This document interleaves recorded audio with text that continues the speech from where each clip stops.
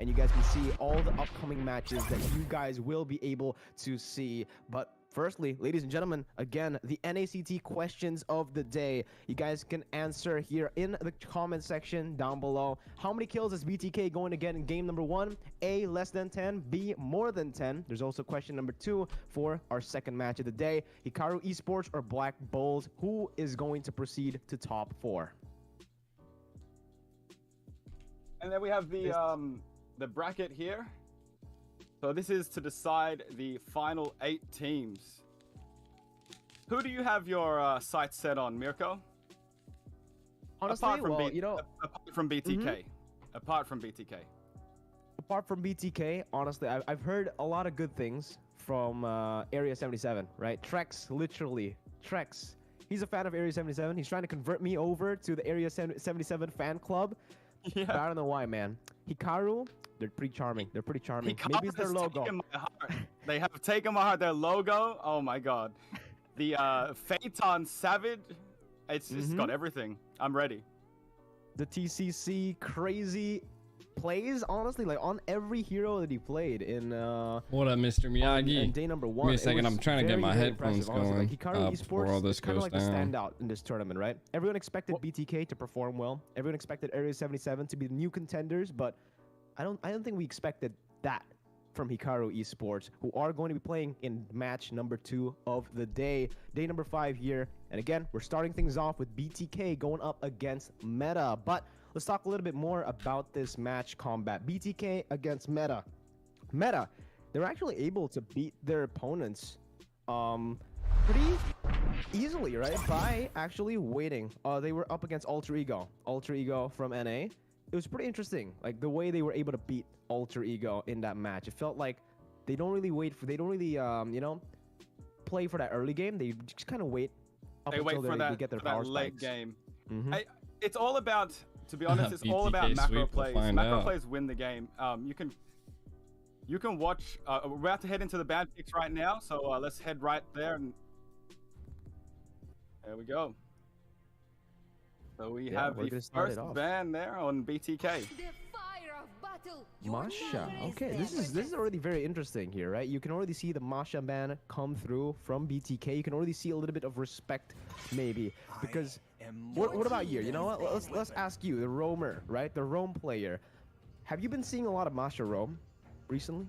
I haven't been seeing a lot of Masha roam, but I know BTK love to take out the Masha. They love to take out the whole squad of Meta too, because they really disrupt Zane in the jungle.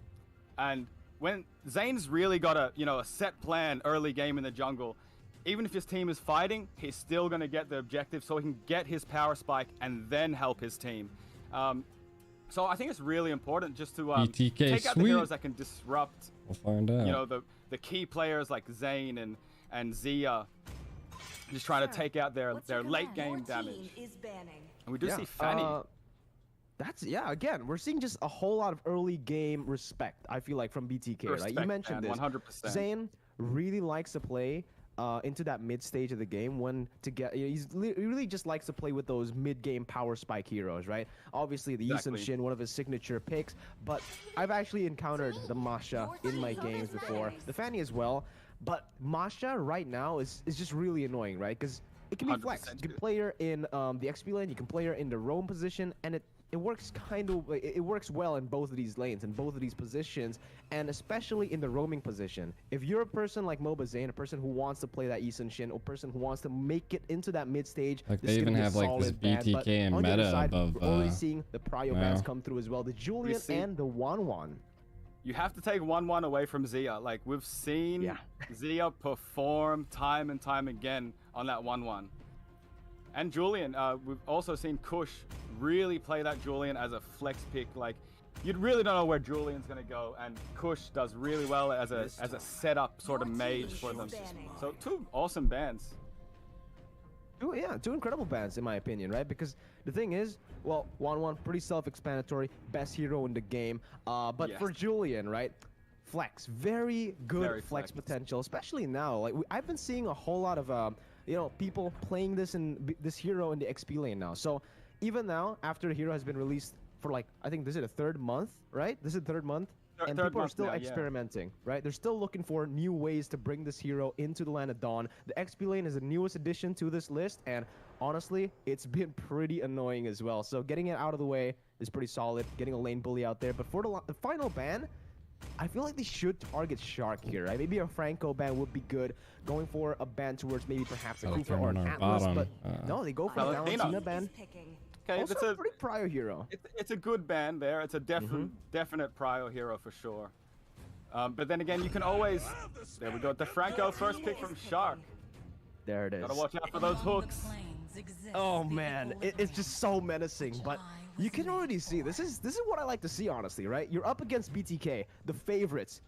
Let's not hesitate. When we go for these picks, let's go for it instantly. You know that we're up against a Franco. Let's go for the Yve here. Maybe get a little bit of pressure down in that mid lane with the wave control that she has with the spammable abilities. A lot of poke there, and they get the Beatrix as well. They want to take these two heroes. Again, limiting the hero pool coming in from BTK, but is that a Bruno?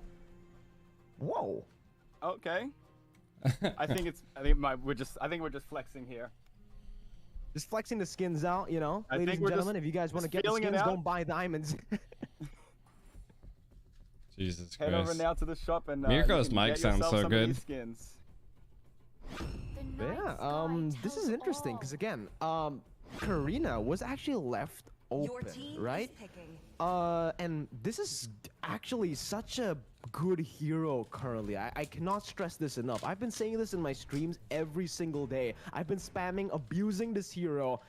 I think she's the most broken jungle hero currently in the patch, and I don't know why it just flew by my head because, yeah, it was left out of the bans. I really thought they were going to take out the Karina with that last ban instead of the Valentina, because giving Zane a Karina, like, Zane is one of the best players that I've ever seen play Karina by the angles, because Karina's more of an angle sort of fighter when it comes to late game.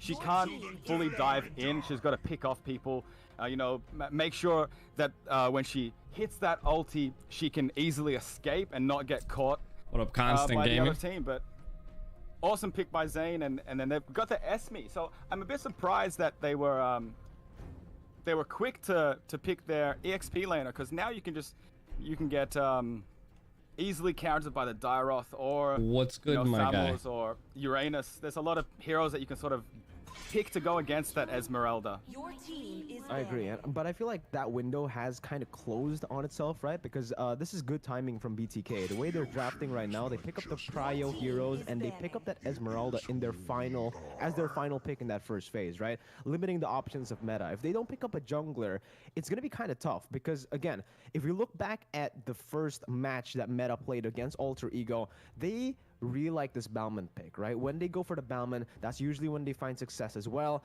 Same goes for Alter Ego back in the game against them. So now they're picking it up for themselves. They feel like it's still more prio. Again, this is something that's pretty new to me. Nice. As an Indonesian player, as a person who's been playing in the ranked games in Indonesia, I haven't been seeing a whole lot of this Balmond, but in NA it seems to be very prio here. Very prio pick, yes.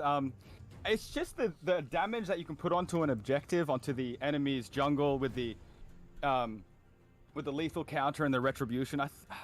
It's a whole. I think it's more than 4,000 damage that you can put on at one time.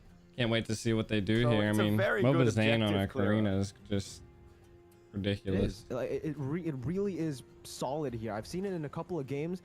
Very dominant in the early stage for securing these objectives, but there you go. As you mentioned, that prediction coming through, the Dairoth ban, one of the heroes that can actually absolutely demolish Esmeralda in that 1v1, especially in that laning phase, will be banned down, and this will actually be kind of tough for meta now, right? What do they want to pick in that XP lane to go up against the Esmeralda? Who can really withstand the wave clear, the poke, and just the overall presence that Esmeralda has in that XP lane, especially considering that they have a very high kill pressure team right now with the Franco, and the Karina is going to be roaming all across the map. Kaja being hovered with the Cho, and also what about the hero that they were hovering Terizla right now? Kaja. Kaja. Cho. What about the pick of Terizla right here? I know he got nerfed, but it's really his distance of his penalty zone that got nerfed. So you're really taking away his Mr. Miyagi, what up, lovely? The Julian. chance that he could, possibly roam a lot more. I'm actually surprised Julian. Oh, no, Julian's gone. Against, Esmeralda, I feel. Yeah, I feel like Terizla, I guess this is kind of a skill matchup, right? If the Esmeralda just completely, dodges the lane, goes just for the proxy over to the enemy waves, it is going to be kind of tough for Terizla with low mobility. So they kind of opt for the Ruby here. They want to add a little bit more mobility, maybe some disengage pressure, and maybe some pick potential. But this is really smart from BTK, honestly. They already have such good early game pressure heroes. They need to get maybe some insurance for that late game, right? Pick up the Bruno in that laning phase, another bully. Going up against a Beatrix, it is going to be kind of a skill matchup, but the Sicilian, Mirko. that's the late game hero. But then you do get counted out by the Lolita. And I think as a smart mage, Kush can definitely, get around the Lolita counter 100%. Yeah. Especially when you're looking at the late game sort of potential. I think BTK has a little bit more of that. Mr. Miyagi just speechless. Upper hand, I would say. Who do you favor for the draft? Well, looking at the draft, I kind of agree with you, right? If we take a look at BTK, they're very well-rounded here, but I feel like I can kind of say getting maybe the meta. It's just a matter of BTK getting maybe the more prio heroes here, right? They did secure Esmeralda, they did get the Franco, and the Karina, which I still, again, want to say this. I want to emphasize on this. Karina is currently just broken, especially if you go for that damage. But, ladies and gentlemen, we're jumping into game number 1.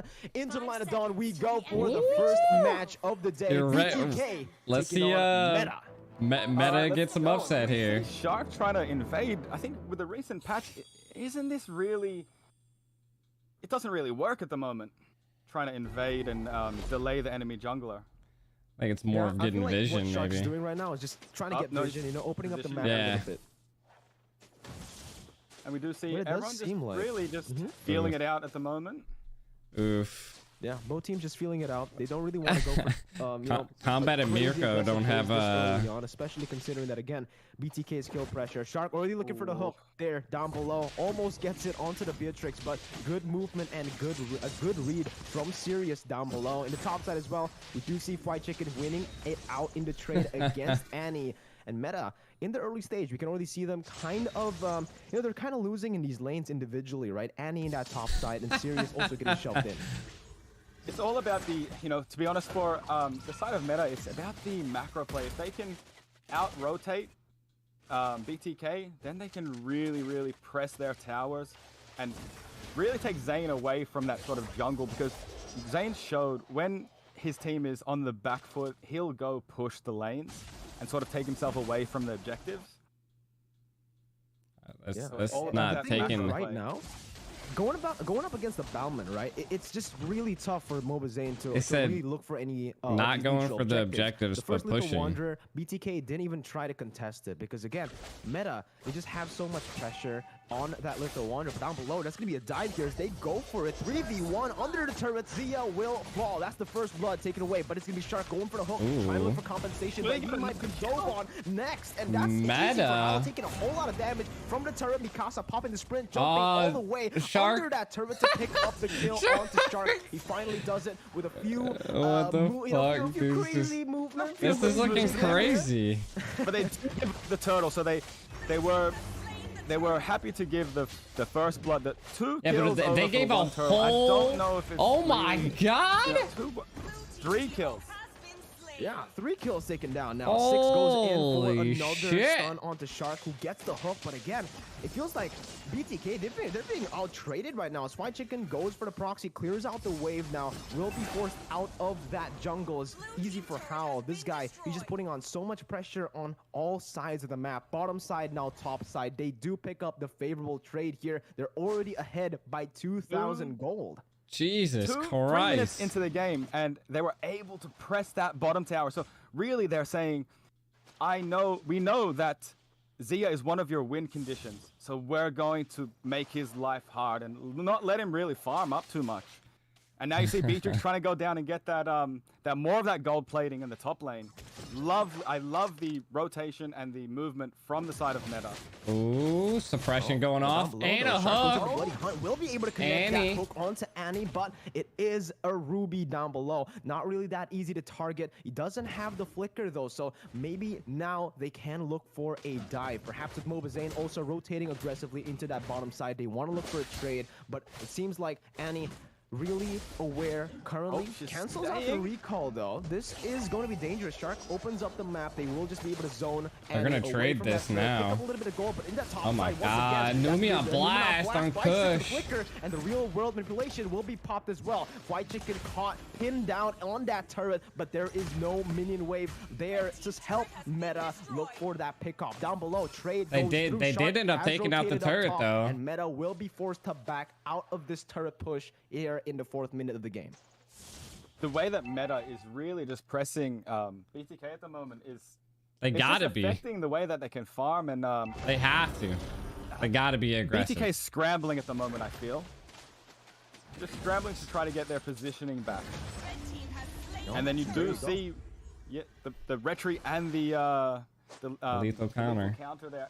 Able to just take that turtle down. Ooh, there's the burst damage. Got the retribution, but now he's gonna be caught out. But Numina Blast comes through. Mobazane jumps in, will be able to pick up one. That's gonna be serious. Jumping away with a flicker, but he will fall next. Oh, they're about to wipe him out. For the triple kill, and this is where BTK are able to find that compensation and come back into the game instantaneously. Like look, they've already came back. 2,000, 3,000 built up, now almost completely gone. Jesus Christ. I really don't know why Hal decided to flex there. He should have just gone back into his jungle and farmed a little bit more. Going in for that engage sort of really just takes away that turtle you just got. And a bit of the good work that you've done early on. Really even the game up now. Yeah, if you take a look at the items, wait a minute, 6 though, top side, looking for the Numina Blast, gets it onto Tunit, Biru's passion to follow it through. Kush goes in, tries to look for a pickoff, but it is going to be Hao who zones Kush away, forces him to use that sprint, a valuable resource already popped here. That's going to be the real world inflation. Popped and used Kush, caught in that immobility, and will be taken down. That's a killing spree already for Mikasa in the mid lane. This guy was such a huge factor for Meta in the first match of this tournament, the knockout stage, and now you can see him shine once again. 3-0. Mikasa is one of the best mages I've seen in the NACT. The way that he positions is amazing. Like you just seen there, the way that he positioned, he like most people wouldn't have been able to catch that Sicilian with the sprint activated and the you know, the Bat's Feast activated, because that movement speed is so high. But just the placement of that ulti of real world manipulation is just amazing by Mikasa.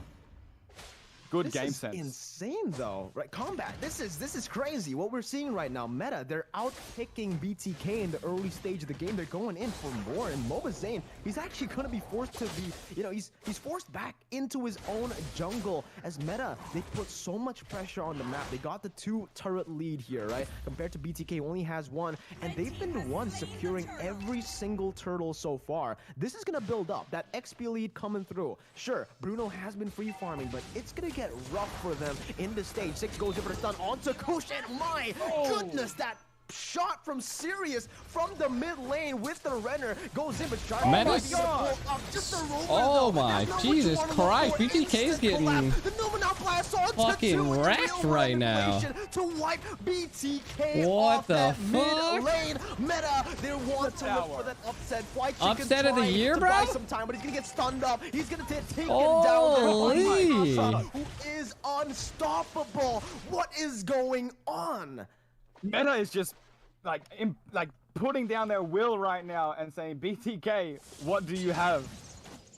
And honestly, I just really like the way that Meta is forcing BTK back every single time, changing the team fights into a counter attack and winning most of the time. I think BTK has one team fight, one trade to the side of Meta. Yeah, I mean, right now, buddy, I'm glad I woke up early for this because I am wide awake now. You know, I can throw the coffee out the window. This is a game, and this is already so different to what many of us expected. We expected BTK to stomp, but this is not what they're doing right now. Zane, oh, almost there. Still has that first ability to get out, but they're actually committing onto this moment. Zane losing out a lot of HP. Serious jumping in with a render shot. His Shark will actually be the one to fall there. Now Numenor Blast once again by 6, trying to lock Kush down, but the sprint this is once crazy, again from bro. Kush gonna be popped there to get out. Meta out rotating and picking off BTK members all across the board. What the fuck? They're just doing the meta game better than BTK at the moment, and it's really strange. Because BTK is one of the best macro play teams I've seen in ACT. Meta came fucking swinging, really bro. Done their homework here, and you see Zane's not even going to try to contest this Lord here. This could be a choke right now. All you can really do right now as BTK is damage control. Trade a tower for the Lord. Trade a kill for a tower. I don't know. As much as you can do, try to get those objectives. Oh my God, look at that once again. Sharky goes in for the play, but it actually turns around on its head. Meta is the one who actually come out on top from that 3-0. They're looking for more. Mikasa going under the turret onto Kushi. Will be able to slow him down. Will he just get this without the real world inflation? He dives into the turret. Push. Holy shit! What the fuck? Domination from Meta here in game number 1. BTK have no response whatsoever. With the Lord marching down, they might be looking to go for more here. Falling Star Moon onto Fried Chicken just diving in. It's gonna be Fried Chicken who loses. Zane jumps in only to retreat as Meta once again. They're pushing the tempo. They're looking for more. Zane gets what is this? The real world manipulation gets popped up and used now that they know that Shark. They gotta be aggressive. They gotta end this. Not able to connect on it right now. And they did get that tower just there. Bro, my heart is beating. They did push enough to get through the mid and take a couple of them down at the same time. They did it up. Oh shit! Good oh my God! If that Numenor Blast would have hit though. Oh my God! And Sirius takes the kill. They're looking for the They do hit the suppression though. That's the hook you want onto Howl. They pick it up, and now Kush going back in with a bad feast, trying to look once again to just zone Meta away. Buy some time for BTK to come back into this game. But so far, it feels like Meta. They've just been forcing everything on BTK, not letting them think at all. Yeah, Meta has not taken the foot off the pedal at this moment in time in this game. They've literally been 100 from the start of the match to right now, and I think Meta knows that, because I would love to see BTK on the back foot and really, put in some work and see what they got. It's definitely not looking good.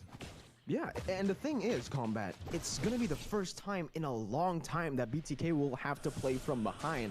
Can you remember the last time they had to do this in NA, right? It has to be M3. That's when they were actually able to play it from behind there. But look at this, Zane looking for the flanks, going to get zoned away. They're waiting and baiting it now. But let's talk a little bit about that, right? During M3, how were they able to adapt against an opponent who had this much aggression in that early stage? Well, it was really just the way that they, again, I sound like a broken record, but their macro play in M3, that's where it really improved, and they sort of worked on it a lot there. Uncontested Lord, though. Cardi right now. Cardi trying to push that side lane in. When Zane plays a damaged jungler, I like to see Cardi in the lineup because he offers that playmaking off-lane ability that can still sort of. They know they gotta finish this, bro. Second proxy tank to Zane. So I think that's like one of the issues here because the waste on everything on Shark. They do take Shark out. This is huge. If they take out Fried Chicken, this ain't GG's. Franco's more of a holy shit, hide in the bush hook sort of hero. Maybe scare some people off and make them think that you've got the bloody hunt. BTK down for 13 seconds. It's a strange matchup. What do you Bro, think, my Mirko? heart is beating. It's a very strange matchup. Oh my God, Zia's down! Moba Zane's the only one left! Moba Zane is the only one Oh left. my God! They're looking for the end. 1-0 and upset already for the first match of the day. The first game. And BTK are on the back foot. Meta have just... What in the world happened? GG's well played, Meta. I'm lost for words. Even with Annie, Annie didn't really get much kills there, but Annie was more of the, like I said, the second proxy. Look at Zia! That BTK sort of was lacking there. What just happened? And then you do see the damage taken, so Franco's not much of a frontliner. Meta? For a sort of Karina, so that's what we've seen there. And the only frontline that they had was fried chicken. And yeah, I don't think it was enough. It was not enough.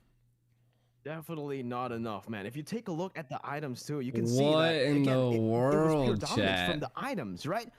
BTK just did not have any resources here at all. Even Zia, the guy who was left to farm alone, What? felt like he wasn't really able to reach that power spike fast enough. What? Serious. He was popping off, man. In this high stakes situation, he was serious. Yeah, he was playing with serious intent to win the game. That's something that's, again, very, very surprising. You're up against the tournament favorites here, right? As an amateur team here, you're up against a team who went and achieved 3rd place in the World Championships. To have that level of composure is really something to be respected. And now BTK, they're going I can't to have believe to they respect just Meta. made them pay for that, bro. Meta. Like, you're down 1-0. If you lose the next game, Can Shark even do it? I'm Yeah, sorry that's to what I'm say, saying. BTK, you're out. I don't even think he had time, And man. It was GG's. Like, bro, it's just like the new meta. Is Meta the new Meta? That's the Meta thing the right meta? now, because that's the question on everyone's mind right now. BTK, dude, I'm just losing like, even a single game is surprising, right? Especially in that 100%. fashion. It wasn't close combat. It was a one-sided stomp. it was a one-sided stomp. stomp. If Like, you took the names away from that game, you bro. didn't tell anyone who they were, What? they would think that was a ranked game. Mirko's say like, it, but BTK really have to lift up their game. That was a little bit. bro, where? I don't want to take anything away from Meta. Meta did amazing. They have to. I mean, best bro, team, biggest upset in the world. I think BTK gets Meta, knocked out this round. The way that they played in the past, maybe 3 months, 4 months, 5 months, I don't think I've ever seen a team really press BTK like they did. They couldn't even breathe. The last team that was able to do that was Onyx PH, right? But ladies and gentlemen, we are going to take a break here, I believe, to wait for the next game. Ladies and gentlemen, Combat Cat and Mirko, we're signing out. I think we're going to the band picks now, Mirko. Oh, we're going to the band picks. All right, Yeah, my bad. We are going to go to the draft of game number 2. He said we're here. signing so out. No break at all. Game number 1 by Meta, and they're already looking for game number 2 as they Bro, have the to choose. NA They opt to go is here for to the fight. First pick this time Let's around. with go. the 1-1 ban. Still, This shows you know what you I'm that saying, we bro? have No NA fix it, teams that are Combat. ready, bro. Has to be taken out. Mirko He whiffing is it. Priority pick or priority ban. Same with Valentina. Like, you're really just inviting you're telling if you have Valentina or you have 1-1, your opponents have to pick off that. They can't give you a good ulti. Bro, this for is, that I mean, Vexana. They can't do imagine the the mental mental that's going on right now, bro. Meta just absolutely spanking BTK, bro. 2 heroes that Zane hates versing. No, this is like, I'm pretty sure if BTK loses here, they're out. So They're gone. not too surprised there with those sort of bans. Yeah. I mean, right now, if you take a look at it, right? Mirko does kind of look like he needs a little bit of literally sleep. the same bans from Meta. From BTK, we can already see a little bit of adaptations here. BTK got slapped in like 10 minutes. Here. They went for the Franco Like, got first pick slapped. earlier on, but now Like, they just gotta get that absolutely out of beat. here. Atlas ban coming through It was from like Meta, it was like take it away 3 from kills to like Shark. 16 or BTK looking for 18. the final ban. Do they want to take that Balman out, or perhaps do they want to ban the Karina now? There Like, are still a lot of heroes up absolutely for grabs. They got can go for the Xavier spanked. ban because We saw Mikasa. They kind of came back in the early, but then they reverse sweeped it again. Like they like literally just turned the tide again. A lot of options to think about for BTK to ban. I think you wouldn't. Where's Victor? Who knows, on the man? side of BTK, it's I wouldn't rough. really take away a mage from Mikasa because Mikasa. It was just crazy how they just showed they played Eve. The Karina tower diving as an Eve. I've never seen that before, and getting a kill. So I think it might be a little bit redundant trying to take out the hero. They go the Mikasa. same they route. Take out the Julian. I thought they were gonna maybe try to get that pick. They still get the Eve though. Yeah, we do see the Eve. Eve that gets first pick. Yeah, they got. What like you said, the Eve, actually? They still. I feel like they definitely need to bring out the YSS now. You don't have to fix it.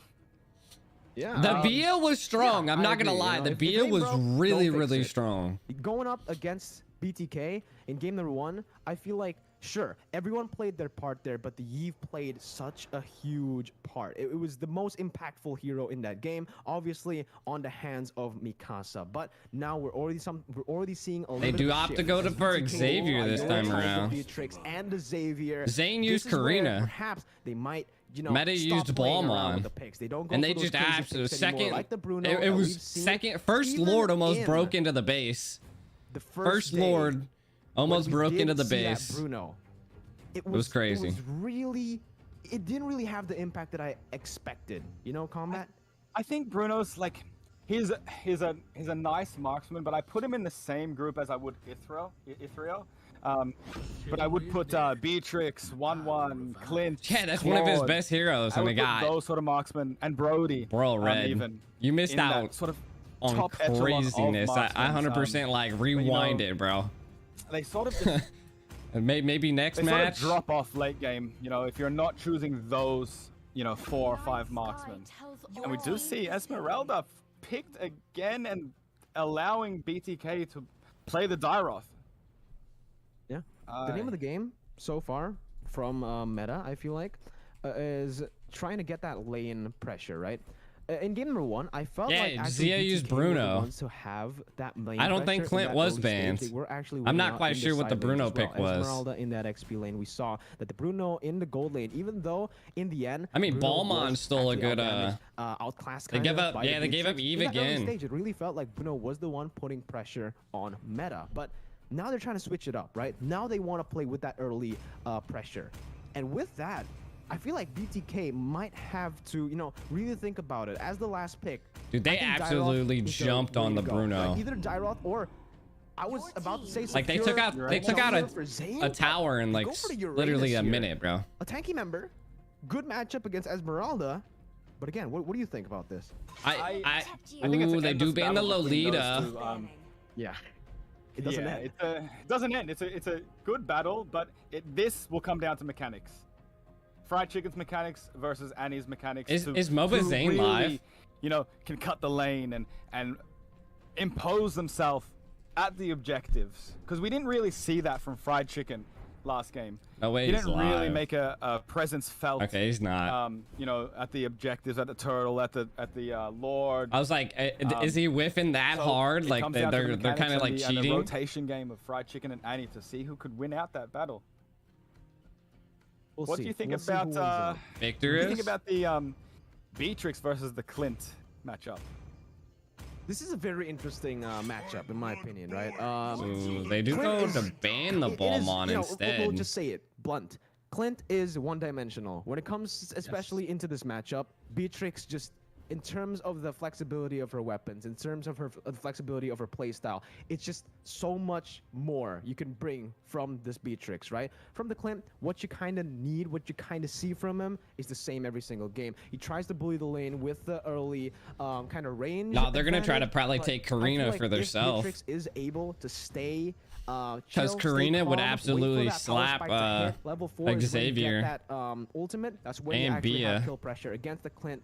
If Zia waits until that power spike to happen, it is going to be the Clint who actually loses out. But again, Clint, Zane could go Dairoth, right? or you don't need that much. You don't need crazy skill. They might ban Dairoth. To be honest, they probably should. As long as you play the passive, as long as you position yourselves well, they go for a Kai though. Going to be such a threat for BTK. But now MOBAs ain't at like. Seeing 2 bans coming from both of these teams. There's the Dairoth, yep. And Kufra. They should have banned Dairoth. They didn't need to ban any Akai. Mirko, what do you think about that Akai ban, letting Dairoth through? Yeah, I think honestly it was a smart move by Meta. The fact that, you know, they know Uranus is going to the XP lane, right? Let's not ban the Dairoth.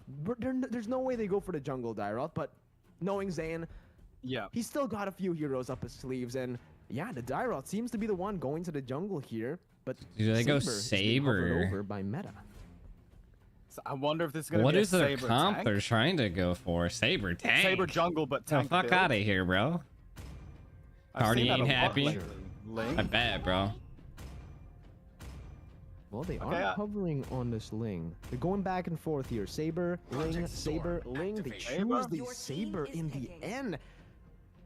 It's one of MOBA Zayn's heroes, signature pick. So how's this is saying something. How's saying something with this pick, man? It's personal. Let me show you how to play Saber. Maybe they're lagging too much to be able to utilize a lane. It worked so well for them in game number 1, that pick style composition, even though they had a team fight comp. Maybe it'll work again here with an even stronger pick composition. But look at BTK with the response. They know they kind of lack that frontline presence in game number 1. Now that they have the Uranus, they're going and hovering over on the Grok with the Dairoth as well. There's no lower bracket. If BTK loses, they're done. For that Xavier, for that Beatrix in the back. Best of what? A 3. composition that we've seen a lot recently. And Meta's in my round 1. opinion, I still like BTK's draft better, Combat. I like BTK's draft better. I can't. Yeah, the Grok's good. Opposite of that, they've got Xavier, they got. It'll keep them initiated. And they have Dairoth, you know, a direct counter to that Esmeralda. So you know, we're really gonna see how they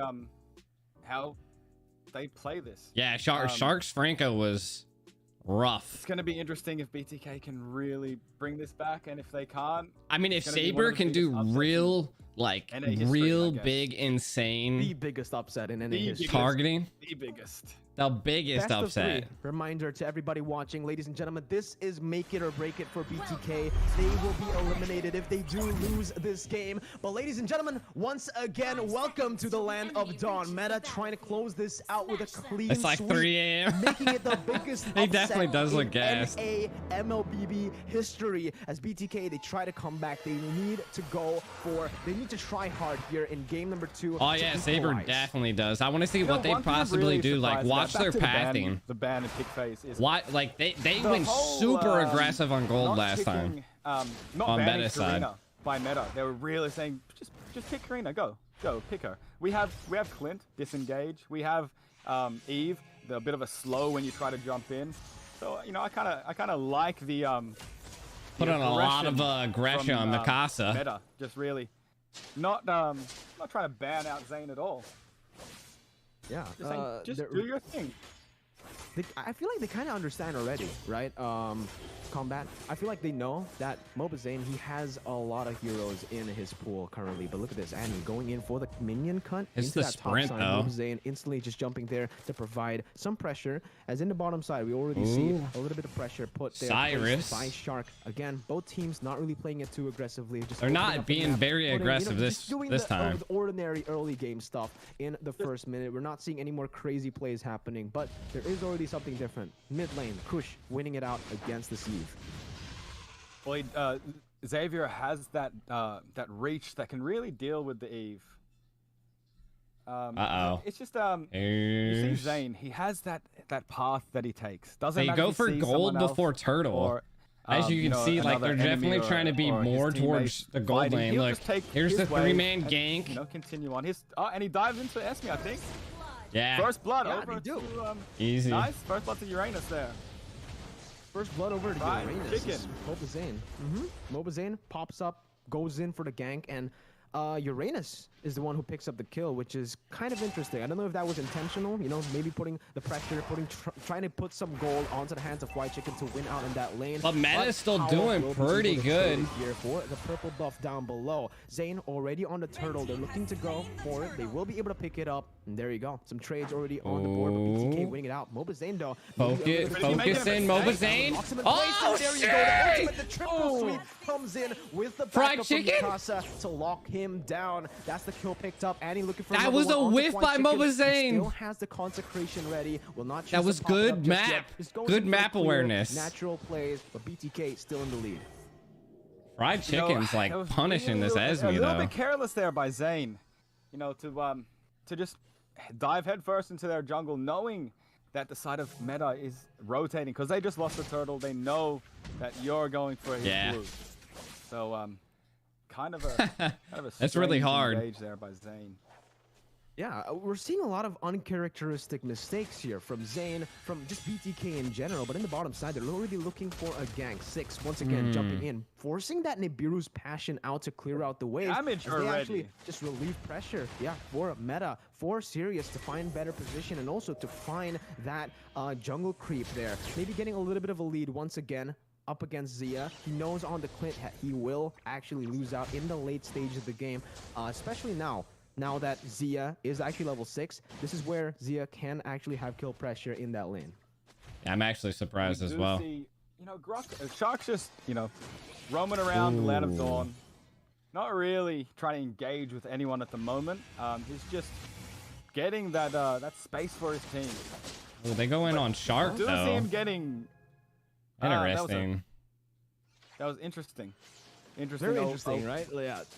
I guess you can kind of say that Howl was kind of limit testing there, right? He did go into a tank, onto a tank, but Shark, places the wall. I mean, he definitely was limit testing. I like that approach. And he will actually lose out on a very important resource, but it's fine, because Meta, they did the same thing. Howl does not have his ultimate. That's one of the biggest ultimates right here for Meta to lock someone down, but it seems like they want to look for this fight here. White Chicken trying to zone out the members from the side of Meta. Push, caught in a bad situation. Mystic Field pops through, gets 2 players immobilized, as that buys enough time for Mobazane to pick up the turtle. Yeah, 100%. The Grok super countered. Goes in, gets the Mystic Field onto 2 once again. Doesn't have the Dawning Light to follow it through with the damage, but Zia, he's looking for it. He goes in and knocks him down with the help of the circling eagle, and that's a kill. But BTK still has 2k more gold. Objectives on the board. So that was a kill for a blue buff, pretty much. So Xavier stole the blue buff off Saber, but he was able to get, you know, something in return. Really strange rotation there by Zia. Because he did have vision, so it was really strange that he would walk into a Saber. But we do see BTK taking that tower. Get killed, trade a tower.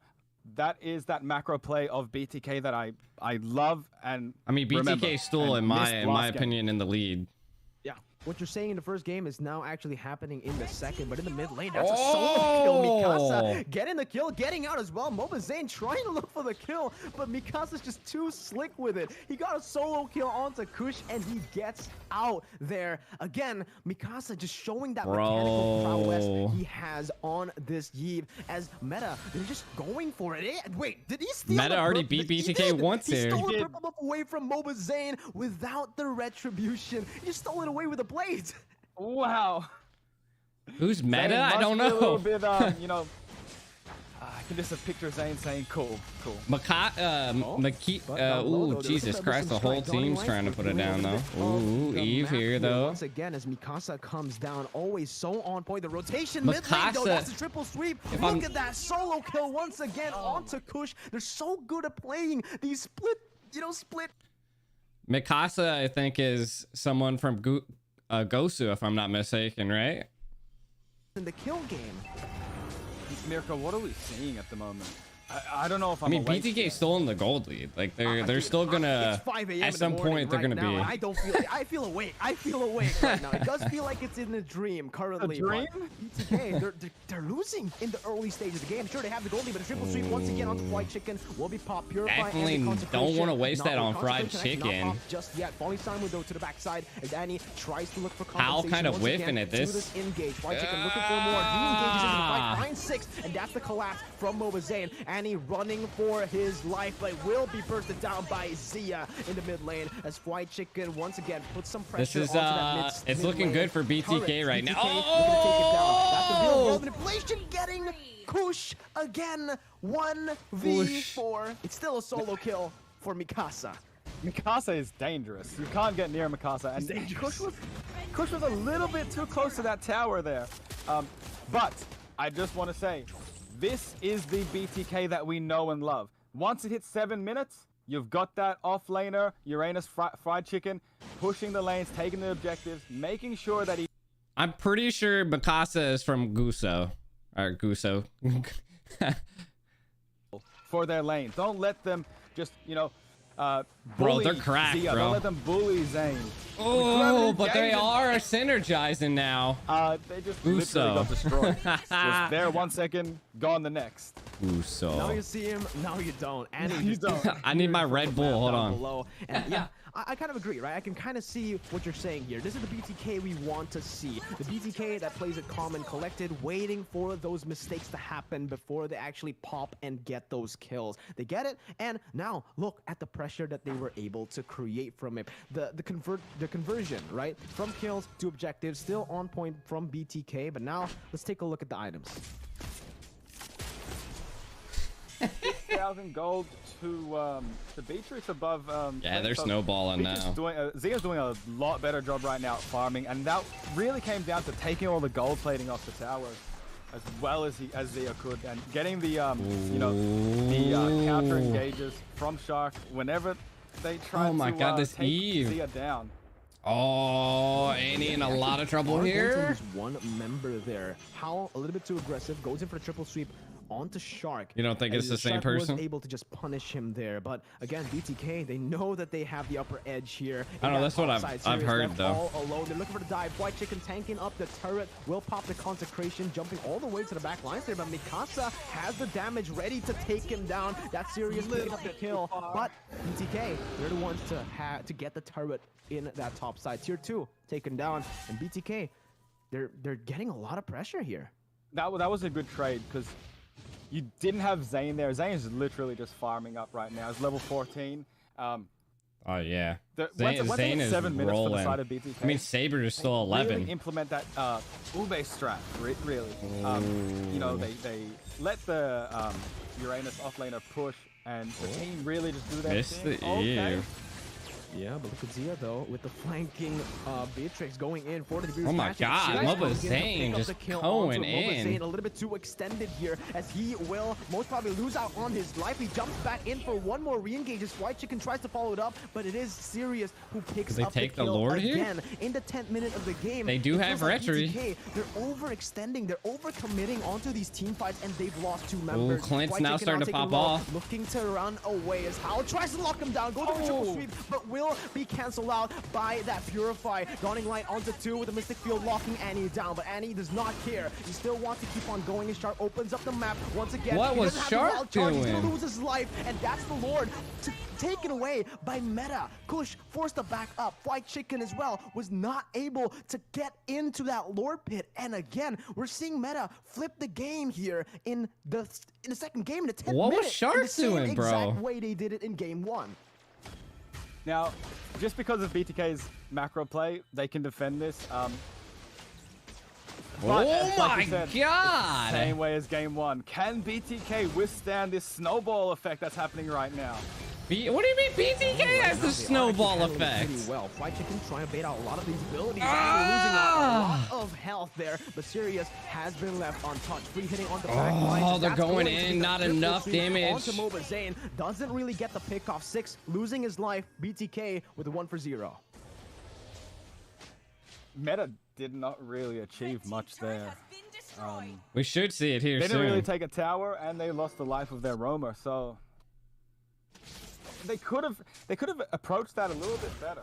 Instead of all going with the Lord, maybe split push, make them accountable so one has to leave the team fight. So maybe you have an upper hand there. But then again, BTK is just really good right now at their macro play. Watch the way that they'll make them feel accountable to go defend those lanes is just on point. And the way that Meta is answering it back, this is one of the best games I've seen in this tournament. By far. It's tough. It's gonna be really tough, right? Like, cause Meta, they really know how to team fight. Sure, BTK in the second game here, we can kind of see that in terms of the macro play, in terms of the objective play, it is actually BTK who's winning it out. But in the team fight game, when to go for these fights and when to go for these picks, Meta are the ones to do it. They are the ones to be the proactive ones here. They're the aggressors. BTK are just waiting, maybe a little bit too much in this game, as Meta get another pick off on the board. Luckily for BTK, there is nothing to take for Meta. But again, as the game progresses, BTK, longer death timers on the board. It's going to be tough if they lose these members left and Clint's right. popping off, bro. But we do see BTK coming back. Now they have the gold lead. So, do we see a late game comeback?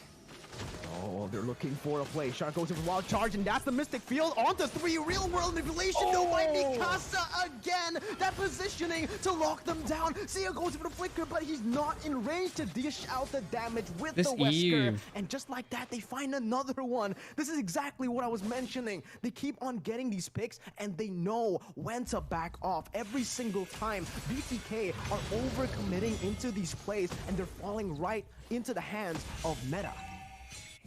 This is a team that has done their homework. They want this grand prize. Zane's coming through mid, though. They want to be known. And they're trying to take out one of the best in the world right now. Third place at the World Championships. Yeah, but they're looking for more here. Falling Star Moon, locking Fly Chicken down, but they know they do not want to zoning them out, picking and probing the Lord here. Fly Chicken popping that consecration will be able to can they out-referee Mobile Zane here? This might not be wise. The Shark jumps in with a wild card, will be able to take him down. Now it's all down to the retribution, but Zia is the one who gets it. The real world manipulation is able to find one. Fly Chicken taken low, still able to run away with the help of that Purify. BTK, they find the objective. Saber was just in too deep. Shark was able to... He got that Mystic Field, the Dawning Light, just unfortunately not enough damage to take anyone down. But again, we're here. BTK, they've come back. Meta now on the back foot. That was a wonderful Lord steal by Zia. I really thought... I love the damage that that Zane... He let Hal take a lot of damage from the Lord, and then he's like, okay, I'll jump in now and finish you off. Really smart play, really, really good patience from the side of BTK and Zane there. Just picking your fights, choosing when to go in, you know, let's calm down. We finished third in the, you know, M3. Can we see BTK come back? They're looking for the collapse once again. Real world inflation open up. Kush popping that sprint to get away. Good defense from Meta, but they do lose out on a base turret down below. They're losing the tier 2 in the mid lane as well. BTK ruthless with the siege. They're looking for more. Shark goes in for the wall, not finding anyone there, but the snipe and the Dawning Light taking a lot of HP from Mikasa there, but they're looking for a re-engage. That's a triple sweep onto Shark. Only the roamer right now, but that's Sirius who picks up the kill. Annie locking Fly Chicken down. They're looking for more.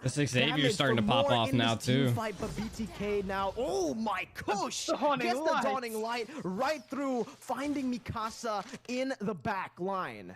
I think that's Mikasa's first death in this series. It was a shutdown. You're right.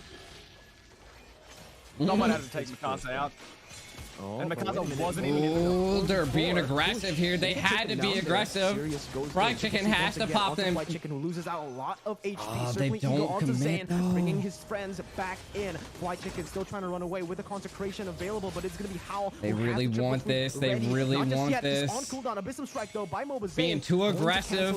He jumps back away. Shark is here, and this. Oh my God, the wall actually will be able to lock them in place. The chase is not what you want. Oh, and he dives in though. Serious to dish out so much damage for free. Fried Chicken gonna be caught. That's the Mobile Zane gets targeted. Eagle to follow it through. Fried Chicken jumps in onto 2, but the damage here. Look at Sirius. He wants more. He goes in under the turret. He doesn't find it, but they lose Zane in this fight. Zane will be back up for the Lord. Hopefully, it's got I mean, seconds, Lord in 15 seconds. If his team can, you know, zone them out, make sure they don't go for the Lord, then it should be okay. Because they do have their lanes pushed, so there's not much real trouble there with Zane going down. Unless Meta really push this. Are they trying to get the Lord? They're trying to get the 5 seconds on Zane. He's a Dairoth. Not really that mobile, right? So this is what they need to do. Meta, again, they're forcing it. Hal has lost so much HP. But Hal, yeah, Hal's gonna go down here. So much damage, but again, oh my god, immortality here. They're take his immortality down as they're still trying to force it through. Oh, they didn't even have the Serious who picks it up from Meta. They find the kill onto the front liner of BTK. Fried Chicken down. Mobazane looking for compensation, jumping onto 6, but that's not even the immortality pop just yet. Annie jumping onto Mobazane, locking him down, trying to buy some time as Meta tries to come back into this fight. Mobazane is still on the gold buff. He goes in for retribution. He goes back in onto Annie. This is a mistake. Mobazane gonna get pinned down because it does not have the real world negation. Oh my god! Mobazane taken out. Shark is next, popping that flicker to get out. But Meta, they have done it. They got the Lord 2 members down from BTK. They might go for the end right here. What? I'm speechless. Is this the end? Meta win this? This is the 30 seconds on Mobazane. Real world manipulation coming out! Right here being written down by Meta as the real world. Shark going down! A legendary pickup by Sirius. They're looking to close out the game here. Fried Chicken still able to zone them away as they look for more. Siege down below. Mystic Kill catching Mikasa, but he's still able to get away with that sprint. Zia going down! This is upset! Solo trying to get away. Oh my god! Oh my god! BTK gone! BTK is out of the CT! The biggest upset in NA MLBB history. See you later, BTK! Meta. Oh my god. Meta, you are the new Meta. What? The BTK's out? BTK's out! Am I awake? Single elimination. BTK are out. Am I awake? Am I awake? I have the same question, buddy. What just happened? Again, I am truly speechless here. I think if you take a look at the polls, before this game, right? Before the first game, it was 90% for BTK. It did swap over. It did go over towards Meta after that first game. But again, look at how they move. Wow. Look at how they move as a team. There's no one below 60% on the team fight participation. They were always there for each other. Holy crap. Wow. BTK have been knocked out of NACT in such a dominant fashion by their opponents, especially game number 1. Game number 2 was close. They did fight. You know, it was a tough game for both of these teams, but again, I don't know. Composed here, Meta. I mean, this was technically the NA Meta, the new like blood. I suspect this is like perhaps the qualifiers to go to M4. Like to go to the qualifiers to possibly make it to M4. 100%. The way that they moved as a team was amazing. They outplayed one of the best, you know, macro teams in NA. So perhaps the world. I really wish I was casting Perhaps this. the world. Meta. Dude, I'm so mad that Combat got this over me. Meta M4? Meta M4. That's what I'm seeing a lot from the chat, right, Combat? But the hype is real for Meta.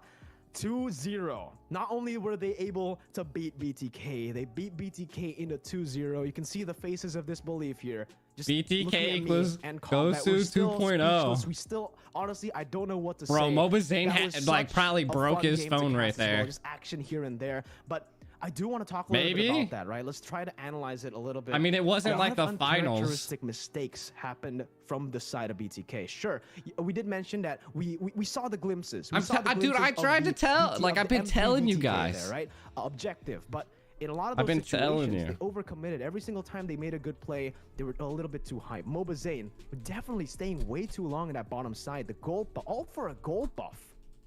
I honestly, I don't. This is what I think happened. I didn't think they respected their competition enough. Holy. As bluntly as I want to put it, they didn't respect their competition, and their competition took advantage of it. They want to be the face of NA. Why can't they be the face of NA? You know, that's what they're asking. And Meta asked the question. We're just waiting for the answer from everyone else now. Is Meta Meta closer? They're a step closer. Yeah, definitely. they're a step closer to creating that new NA meta. The name, bro, it fits. It really just fits, man. What did you think about the Grok pick there by Shark? I just don't feel like he played well. Right? Sure. In the end, Meta were the ones to win it 2-0, but I'm still going back to the drafts. Let's talk a little bit about the drafts, because I feel like in both of these games, BTK won the draft. I thought they had the better draft. Yeah, I mentioned this in the draft itself, but I feel like the execution was just making way too many mistakes. Kind of sloppy there from BTK. So many mistakes. The execution and just the answer back from Meta, and the absolute barrage of you know. Okay, you want to fight one of our teammates? He was just making so many mistakes. You fight all of our teammates. And Meta was captivating. Yeah. They were always together, ready to defend each other, and you know, turn a engage by BTK into a the Matilda plays so well by too. them, and they walk out with the kill. You know, possibly they trade out.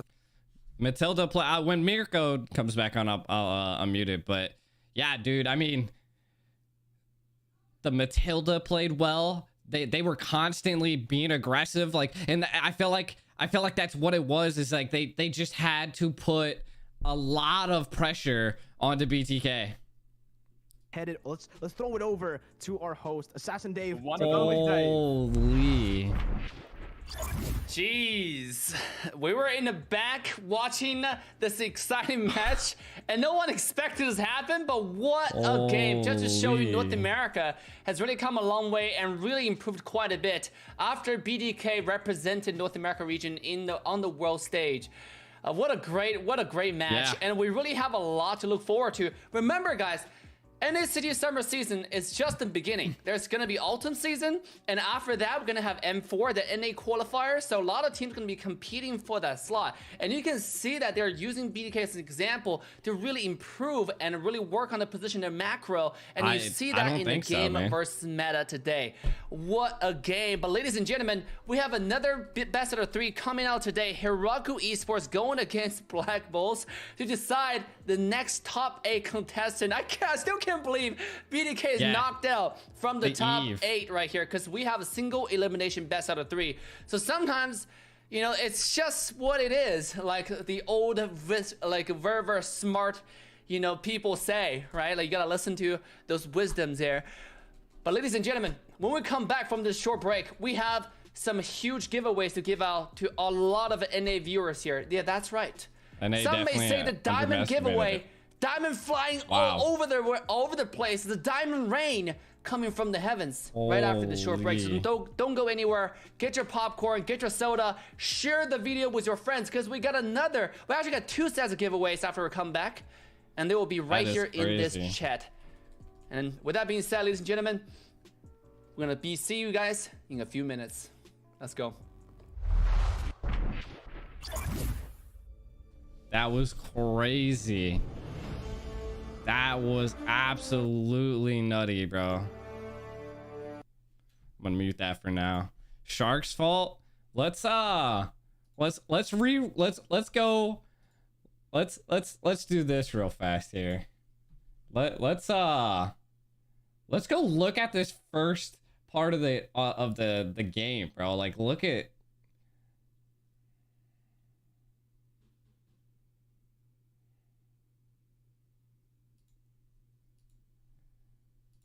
Like, this was just absolutely crazy. Hold on here. I got it coming up.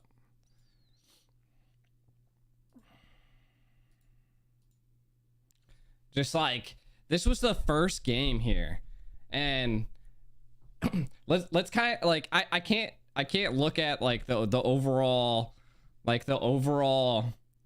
map, because, you know, oh my god, it's not even here either. Jesus Christ. I hate that it doesn't copy it. All right, let's look at this here. So the Eve, already 2 minutes in, 0 deaths, putting so much pressure onto the bottom lane. Let's kind of like watch what Mobazane's doing here. Like, I cannot believe that Meta just absolutely captivated on this. Fried Chicken was just like making mistakes left and right.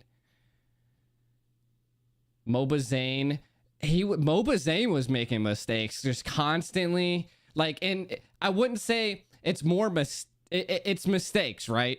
But the side of Meta, like, they captivated on those mistakes. They utilized those mistakes. I cannot believe that we've seen such a big turnaround on NA here.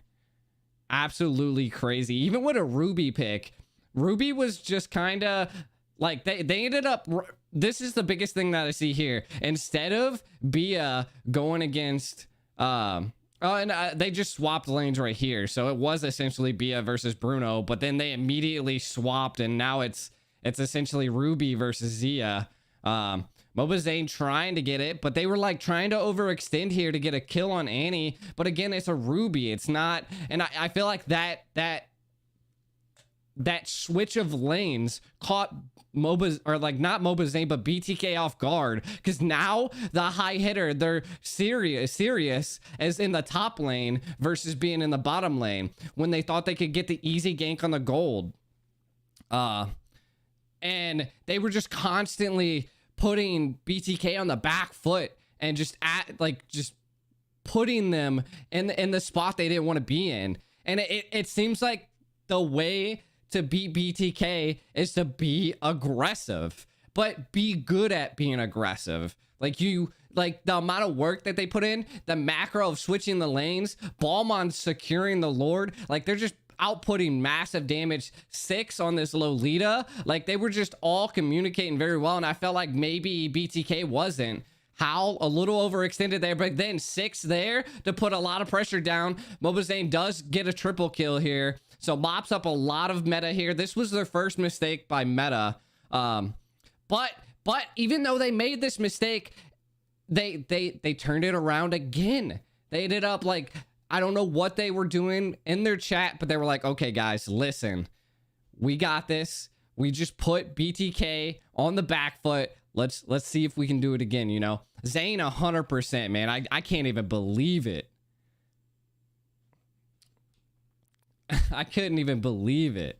Yeah, I mean, I was hosting a lot of the scrims for BTK, and I think, like, I've been trying to help NA grow, you know, like I've been hosting scrims. I've been trying to get teams to practice in the tournament mode, get comfortable with the ping differences, but just like the overall gameplay, Meta was kind of hidden in the back.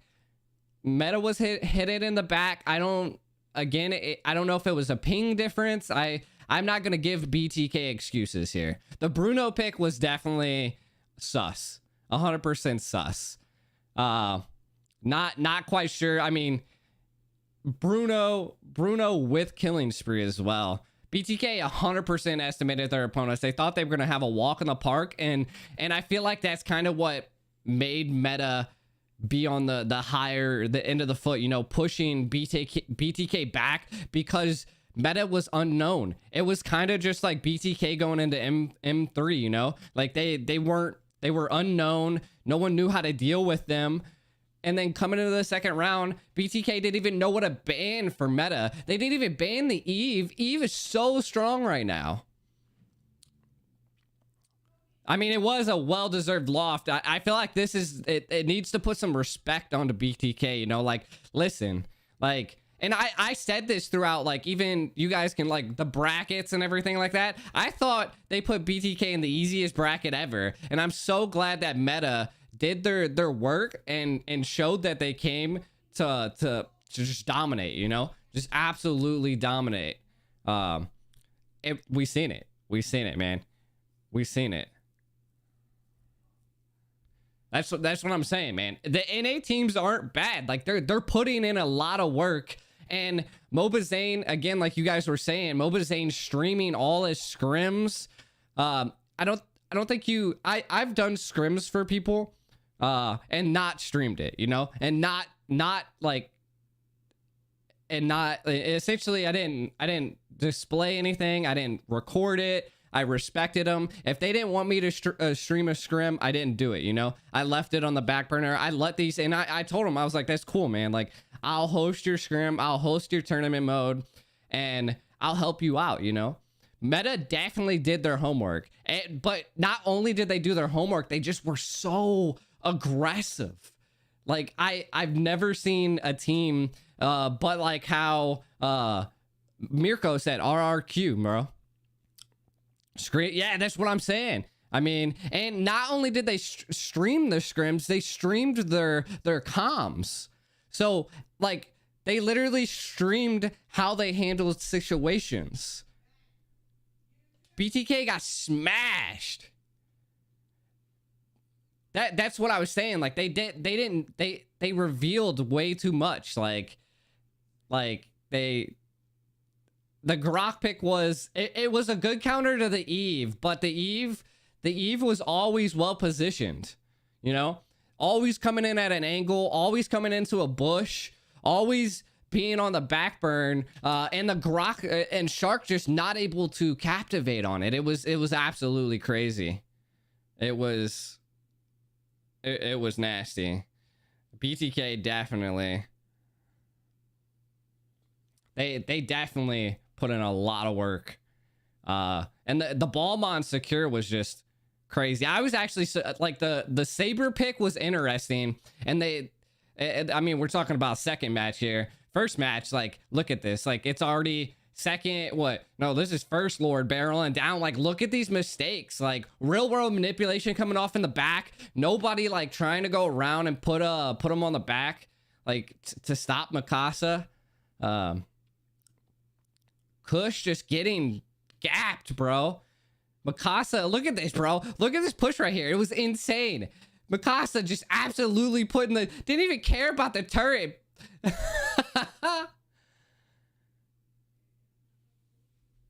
They're just washed. I haven't played for 4 days. Yeah, so what I've heard from a lot of people is that BTK is like scheduling some type of paid trip by Moonton to Indonesia or something like that, which is why they were AFK.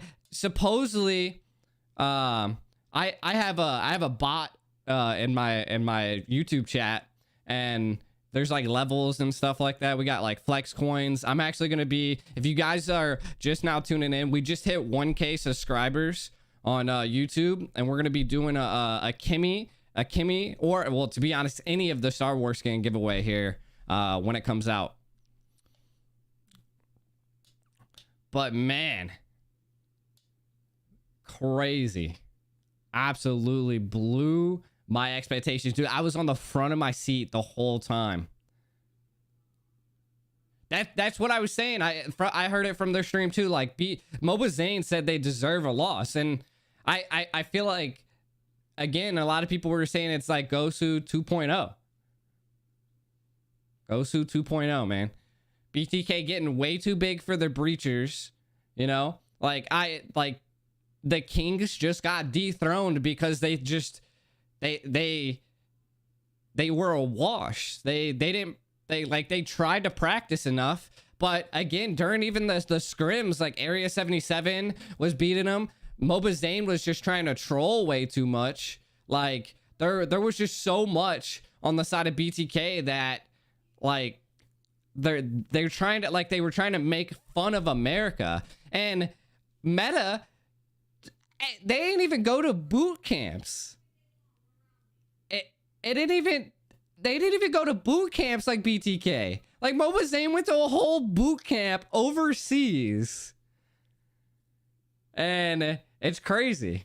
It's crazy. Definitely one of the biggest upsets on the NACT. I cannot believe it. Look, it's 5-18 right now. Meta just captivating on everything here. Ruby hasn't died. Mikasa died once, but still 6-10. Sirius 7-1-6. I don't even think we got to see their actual items. Dude, I would pay too. They swapped roles after coming from PH. Oh yeah, I mean, because what was it? Fried chicken was normally the gold lane, right? Fried chicken was gold lane. Or something. I can't remember. It's been a minute since I've watched M4 or something like that.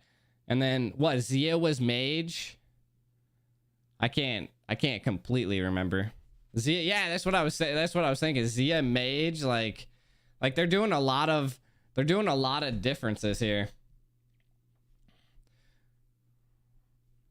Fried gold, Zia, mage, Cardi XP. I mean, I heard that what was it? There was a feud against Cardi. First loss to BTK. Like absolutely. What was that? That was 13 minutes, bro. 13 minutes. Absolutely. Zero kills, 0 deaths by Annie. Wasn't even hugely in the team fight, but then again, like they just captivated on Zia so much here. Shark wasn't able to keep up and like make enough pressure onto their team. It was crazy, dude. Like I can't even believe it. Oh my god, Cardi's that bad right now? Like Jesus.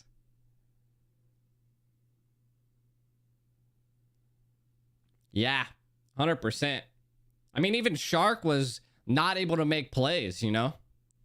Not able to make plays in that go around.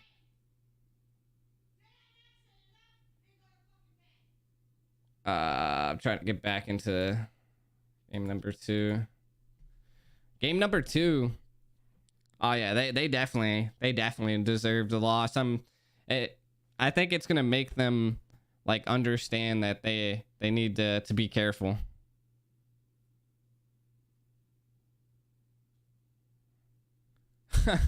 Yeah, I mean, again, on this game, serious on the MM role. Absolutely was that Clint was just you could definitely tell when he started scaling.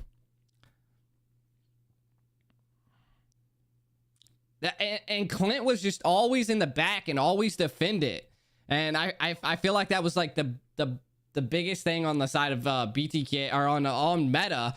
BTK just not responding and trying to get that. I 100% believe it was a mage gap. Mikasa just absolutely insane on this Eve. Just popping off. Goes with the mystery shop to be able to pop off earlier. It was definitely I just don't I'm so surprised. I can't believe it, but it kind of it makes me, dude, I wouldn't be surprised if Zame didn't just break his phone. BTK was too cocky, and NA's gotten big. NA has some teams, you know. We got New Wave, we got Area 77, the Valley, Meta, just coming out of nowhere. Like a bunch of, you know, like some people that you see like a decent amount in the tournament scene, but some of them not. Like it was just like a bunch of, it was like a black horse essentially just coming into, just phantom steeding in there, absolutely taking BTK by storm, upsetting the tournament. They did. I mean, Meta came in there hungry, absolutely hungry. BTK lost, Hub. BTK lost. I would be, and look, this was a mistake right here. Like the whole team jumped on Mobazane because the team communicated that Saber stole his blue buff, so they were going to intercept their blue buff. But again, Saber able to captivate on that, Annie coming in and clapping on them, and then even Mikasa, like their map awareness was just insane. They lose on purpose? That'd be crazy. Yeah, we didn't even see YSS. We didn't even see it. It is all about the golden mage. 100%. 100%. I mean, Gold lanes win games. Gold lane wins games. And you've seen it by the Clint. Yeah, dude, he was going into, you're 100% big brain, man. The definitely Zane going into that gold, that blue buff, the enemy blue buff alone. BTK got swept. BTK got swept.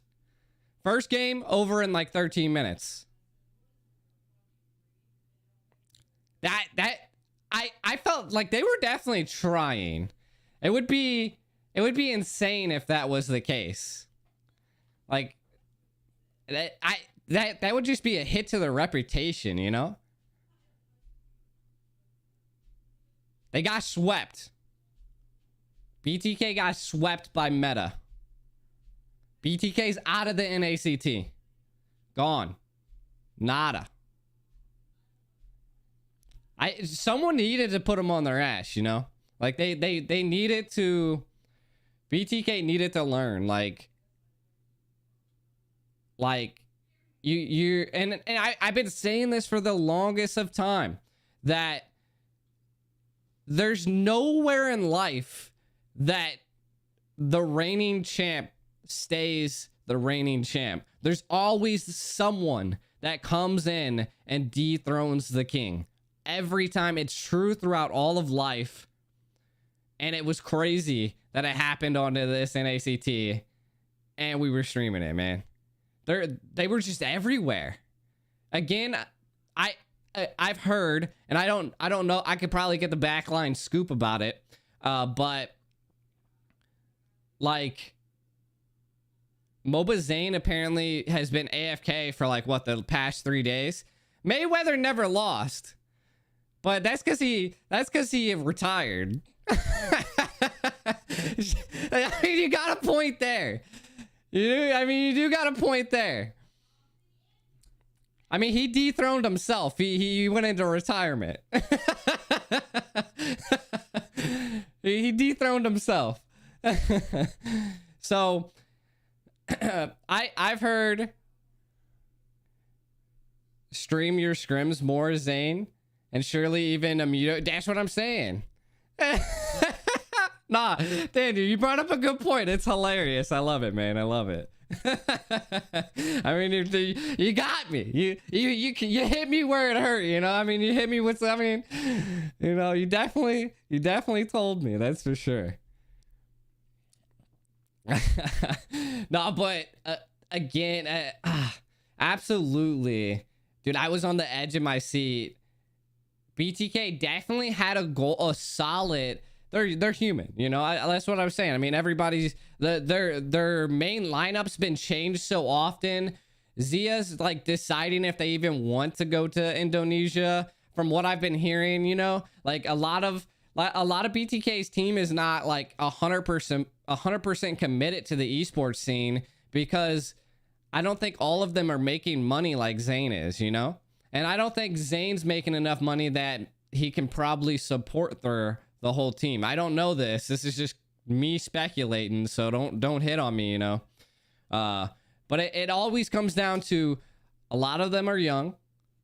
A lot of them are maybe a little too arrogant, you know, like a little too cocky, as you guys were saying. And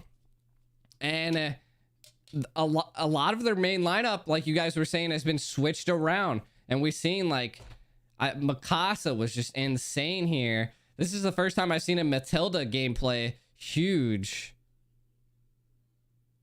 Oh my god, dude. Shark probably gonna take that. I don't think BTK High and Shark and Kush are the same person. Shark is a really good tank, and again, it comes down to gold lane wins games, you know. MOBA Zane, cocky and arrogant, you know.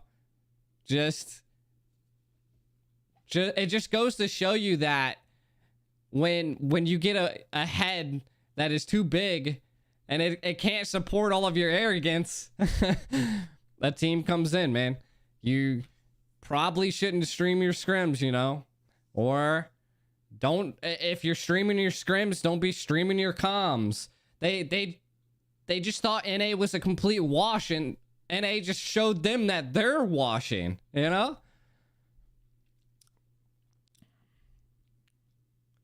Yeah, I don't know why.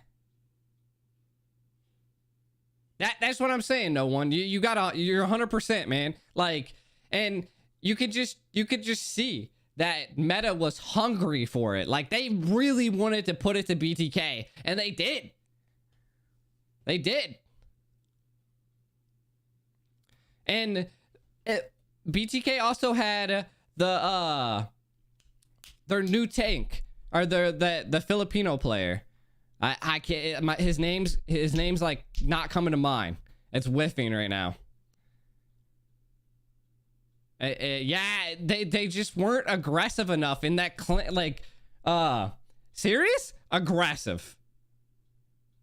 Was it Toknok? I don't think that was him. It was Jay. It's Jay, right? It's Jay, if I'm not.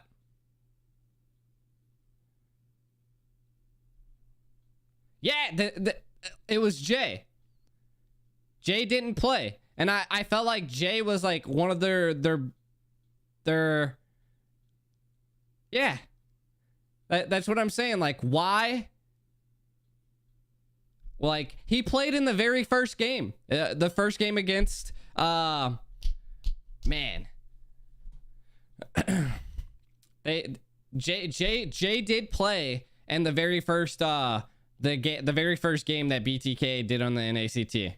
Because I was asking, I was like, who is that? You know?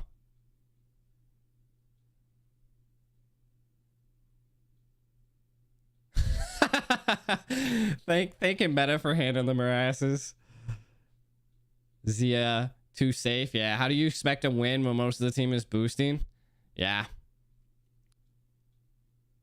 I mean, that's why I've been trying to host I'm going back to what I was saying. I've been talking to all the teams. Like, I stream almost every single night, and I can host tournament lobbies every single night, you know? Like, and I can even, again, like, Moba Zane's always streaming his scrims, so I'm gonna stream the scrim, you know?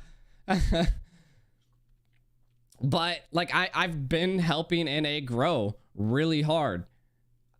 Really hard. And Meta just absolutely going crazy. What's spamming?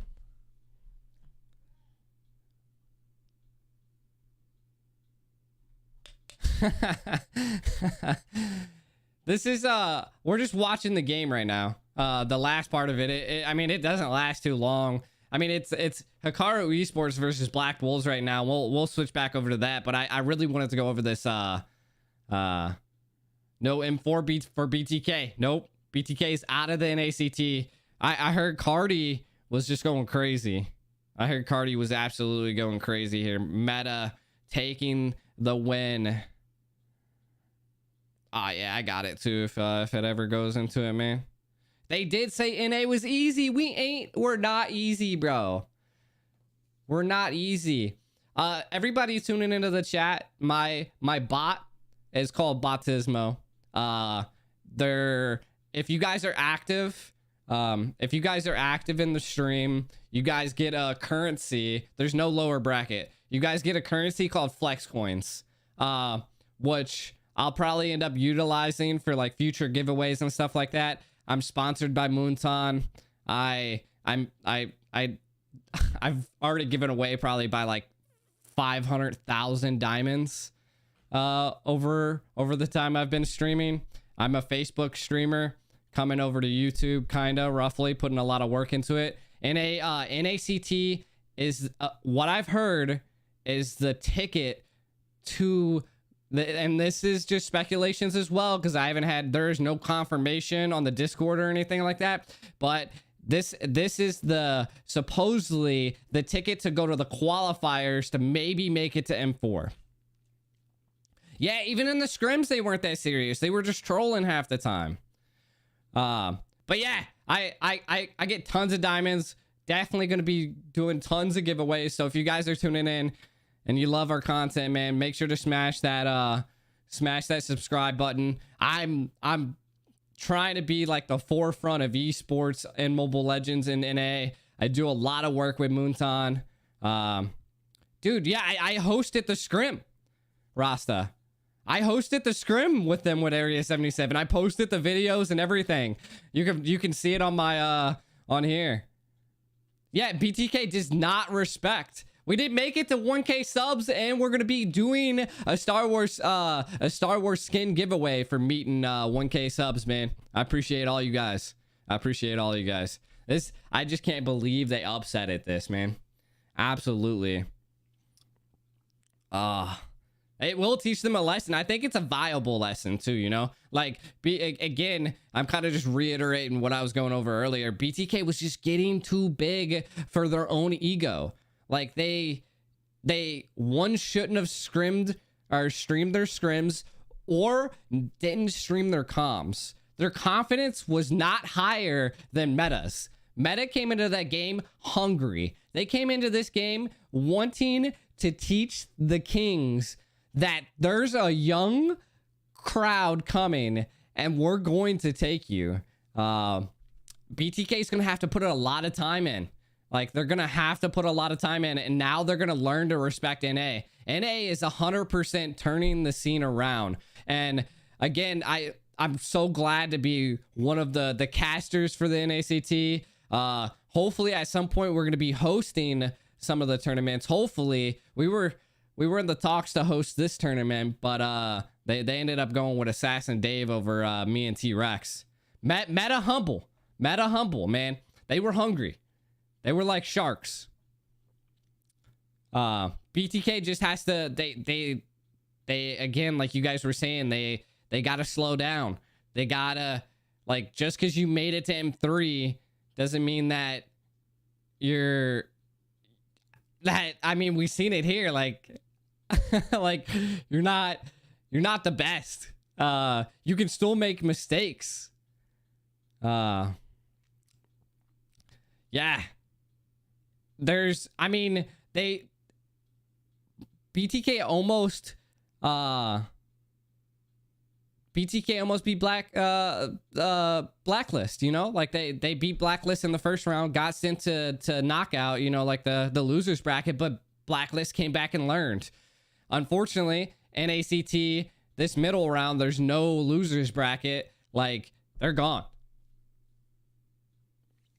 Afnan saying definitely. Afnan, can you believe this, bro? Could you believe this, bro? We got Afnan, you know, Team First Blood in the chat. Bro. Super crazy upset, homie. Super crazy upset. I couldn't believe it. It was insane. It's just, I don't know, man. I mean, the meta's insane. Meta played insane. 100% Afnan. I was destroyed. Like, their macros, like their team ability, their cohesion, their synergy. Like, they kept, like, they wouldn't, like, even as you can see right now, like, they would not let up on BTK. They were hungry. They felt it. Even though I normally don't I don't say chasing is good, but at this point they were in such a good lead that they were hungry. They wanted it, and then they made mistakes. The Clint was always in the back line, right behind Annie, and then of course the Matilda always coming in. That was a perfect communication by Six and Too Easy for How. That was two ultimates used on Mobazane right there to actually close it down. Lord was up in 20. And that made Mobazane be late to the Lord, not have any of his buffs, and that was just on the back foot. It was insane. I was speechless. I really wish I could have casted this game. Absolutely crazy. BTK needs a coach. 100%. They need to have some discipline. 100%. Hey, appreciate it, Cuckoo Melons. If you guys are tuning in, man, make sure to hit that subscribe for me. I appreciate it. We're trying to be the forefront of NA, man. We're killing it. We did reach 1K subs, and we're gonna be doing a giveaway on the side of YouTube for a Star Wars skin. Does Meta have a coach? Meta's like new. Like, from my understanding, I really didn't see them play a lot. I've never seen them in the NASL. It was interesting, you know, like, again, they stayed on the back. They probably did secret scrims, and they played to win, you know. And Shark was just kind of being a little too aggressive. Some of the times just like going in solo. Kush just not able to pop off here. The Eve's real world manipulation was just insane. Yeah, I don't even know what he was thinking trying to go for that gold crab, and he was just making so many mistakes. And I don't know if it was just he was rusty or what. We are going to be hopping back over to the tournament 100%.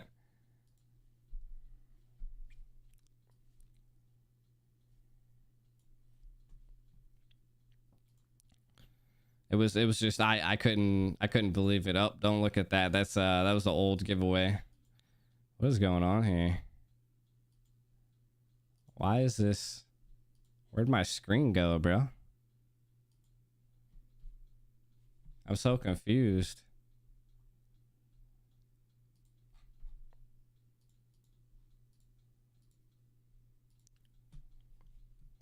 All right. So back to the real tournament here. And the entire team is doing this really well, right? Bommy's not taking any of the kills. Loaf isn't taking any of the kills. Ooh. Even though Bommy, he's a jungler. The thing is, they're just trying to funnel again onto the members who can actually carry them in that later stage, get them to those power spikes even faster. And for the win condition for the side of Hikaru, as the tower is being taken now, they lose their second tier tower, but the win condition, I would say, for Hikaru is they've kind of lost their early game win condition. Phaeton doesn't really have that much farm at the moment, so I would say their win condition is that Julian really getting a good pick. Oh, once again, though, TCC is forced to flicker out. The wall was perfectly placed. They definitely need Cardi. TCC gonna get pinned down there, but the Numenor Fire connects on the 3 members. This might be the comeback they need, but Black Bulls, they still have Sam QT with the Black Dragon form, looking for more. Phaeton going to be targeted, but the Black Dragon form wasn't really used to go for the engage. It was used to create space for Black Bulls, the other members, to fall back. They lose one, and they're so disciplined. They instantly know when to fall back. They do not overcommit. Even here in the purple buff, they don't go for it. They just back up. They just put some pressure on it. Let's take a look at the gold graph. Wow, what a you know, Black Bulls are just starting to snowball and just keep they're taking their objectives, making sure that they get the farm, even though they're only 2 kills up. Yeah, and take a look at this replay. Yeah, they gotta go back to square one. It's such a good Numenor blast. Yeah, it's a good Numenor blast. Right? It's every single team fight, back and forth, back and forth. I thought for a second that Sam was just gonna go for a crazy play here, but yeah, it's interesting to see that both of these teams are just so disciplined, right? We've seen so much action in that first match. I thought, you know, maybe we're gonna see even more action here. I just you know, NA is really catching up to the macro plays win the game. It's not about kills anymore. You can have more kills than the other teams. Black Bulls do have the more kills here, but it's about the macro. If you can make the other team, you know, have to defend their lanes, it was absolutely. I'm of a chance of getting blown away. Getting the turtles, taking the towers, and you do see Black Bulls here without a contest, taking the buffed up Lord here. perfect setup and perfect execution from the Black Bulls. Like you can see, right? The fact that they were able to push out all the waves at the same time, creating this forced error for Hikaru Esports. They weren't able to do anything. If they went for the clear onto the minions, that's a free Lord. If they went to the Lord, well, they're going to have their base torn apart by minions. So now, with a 5,000 gold lead, you can already see the items start piling up, especially at, look at KLQT, he's already at full items. KLQT is a problem in this match, and like I said at the start of the match, he's basically their win condition here in the late game, because that Akai is not, since the update, Akai is not much of a damage dealer. He's more of a let me go in, get the objectives, disrupt What's up, Joanna? sort of jungler at the moment. Well, there you go. Sam QT once again with the Black Dragon form, able to zone. Yeah, this is top 16 too. Wild charge just gets two, and it's free Tanamikaze. Bomi with the heavy spin again onto two. It is a disaster for Hikaru Esports. Black Bulls end the game with that amazing engage. 1-0 leading the series. Yusong is my MVP. Even though Yusong didn't get no kills, the engages allowing his team to go in and really take them apart. Such a good game there by Sam QT. Yeah, I mean, BTK is going to Indonesia for a week. Or a month. I have to agree with you, sure. Yeah. I don't know what they're going to do. A lot of damage from Paul, from Kale, but it was 14 minutes. Really just enabled these things to happen. And look at the team fight percentage. Just the frontliners in general, I feel like, right? You can take a look, though, at the statistics, at the team fight participation. Black Bull's looking good. QT, he's been munching on those turrets when compared to Paul, who's just, you know, he's there. He uses the Dawning Light just to create space and obviously to help out, put some global pressure on the map. 80% team fight participation. I think they'll be taking out Xavier next game. I don't know why BTK is going to Indonesia. He's a problem. It's all paid by Moontime. It's sometimes when I see the Julian pick, you know, you ever get that in a ranked game where, say, a Julian open or a 1-1's open, or someone who's really good, right? And then you get someone on your team, it's like, yeah, let me play them, and it's more of a hindrance than a good thing. I'd rather see that hero on the other team, and you know we can do something about it. But if you don't know how to play the hero, it's a little bit out of your comfort zone. And I don't know. Time to find a new job from that Julian there. Yeah, it's that feeling, right? Like every single time when you have a Julian on your team, it's not as good as the Julian on the enemy team, right? Exactly. It's always that way. When you find a 1-1 in your game, you're just like, oh, this guy's gonna be good. Then he just proceeds to go 0-9. You see a 1-1 get picked by the enemy team, he just demolishes your team with one crossbow. It always happens, bro. It happens way too much. Oh, too much. Mirko's a cool guy. Too much, but that's exactly what we saw, right? Yeah, I mean, it's all paid by Moontime, so. Coming into this, I was actually expecting Hikaru. Absolutely that was my crazy. Prediction. Me too. Well, the Black Bulls, they shattered our expectations. I mean, at this point, combat, it's the name of the game. It's the name of the day. It's the theme of the day. BTK losing, and Hikaru possibly getting swept. Petition to bring Cardi back. Well, definitely. Honestly, it's just showing that these teams have done their homework. What? They know how to win these games. Macro plays win. Objectives win. To be honest, it's crazy that they're paying for BTK to go. It's exciting to see that we're going away from, let me get the most kills, to, I'm gonna get that tower. I'm gonna get that turtle. You know. Black Bulls on the front line here. So let's see how Hikaru answers back here. Absolutely. Let's see if they are able to maybe like you know, get more pressure now in the drafts, because second pick now, they are actually going to be able to have more space, right? In my opinion, second pick in this patch sometimes is better, because you have this is Gosu all over again. Right? You can just go for the two very prio heroes. Repeating history. If you leave a lot of heroes open, second pick. I'm actually surprised that Hikaru is actually on the losing foot here. That's what BB Black Bulls were able to capitalize on. Let's see if Hikaru can do that. We're already seeing again the Thammaspan from the Black Bulls. This has been the same thing, right? If it ain't broke, don't fix it. They banned the Thammas, they banned the Franco. Are they gonna go for the same 3 bans? They have to take out that. Yeah, I'm rooting Yeah. Definitely Last few games that he Hikaru played right now. Franco, the setups that he had, that he was doing, you know, pretty much the MVP of those matches, due to his setups. But you know, we'll see where they're going here with their third ban. I couldn't even find the logo to put it on the What would thumbnail. you say they should take out? I think right now they should just like leave. Yeah, okay, going for the Akai ban is kind of smart. Again, we're not gonna see the Bauman ban. That means, right? Maybe Hikaru will be the ones to ban out the Bauman. They were the ones to ban out the Bauman in the first game, but they might have to be banned.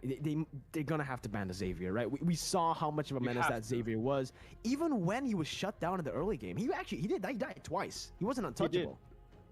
But he was able to get those 5 kills, affect the game. Like you said, he's got that global pressure. And if you can read the map, Xavier is one of the best heroes that you can play. Yeah, and especially in the late game, right? Because honestly, Xavier just has so much. That's what to I'm his saying, game. man. It is gonna be the No one Bauman ever who stays gets on top banned too- out. for I'm too not gonna long. be surprised here if Black Bulls just first picks that Xavier. Absolutely such crazy. a menace, but they go for the Esmeralda. So again, this is an iconic Black Bulls thing. This is a very characteristic thing that they do, right? In the first day of the knockout stage as well, they always prioritize Sam QT's heroes, Esmeralda first pick, and that's exactly what we're seeing here. Hikaru going for the Julian. The jungle Julian. Flex pick. It's a flex pick. Xavier next. Yeah, Xavier is he is open too. Oh. Well, they stick. Okay, wait.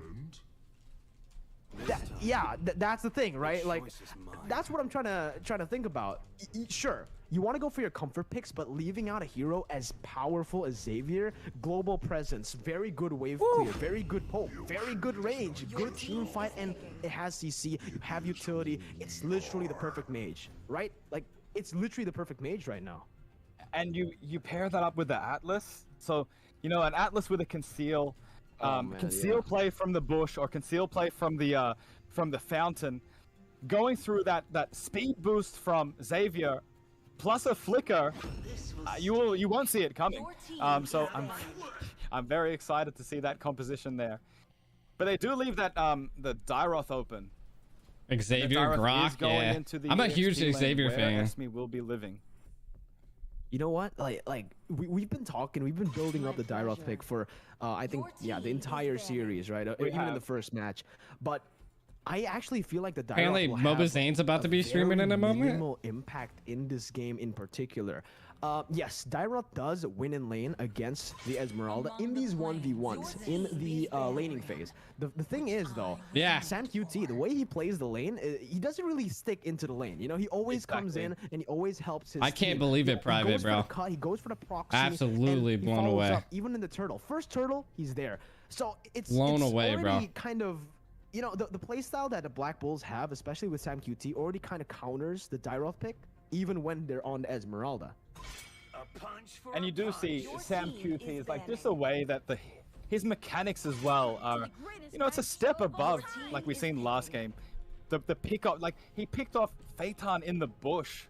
Like I don't even know if he had vision on Phaeton, or Phaeton showed himself, but he was able to like, yep, I know you're there. Let me take you out. So I didn't want to say it, but this was really smart.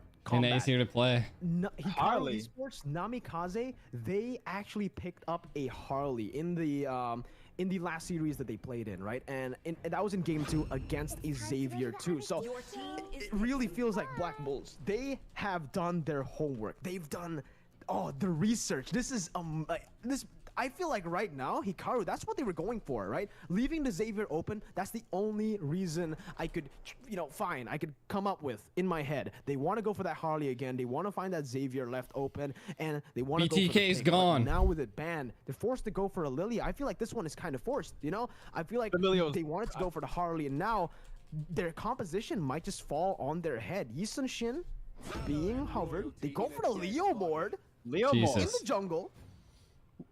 And the Claude in the gold lane. Now this is interesting because Grok can really stop Leomord from getting his ultimate off, getting that horse, getting to the horse.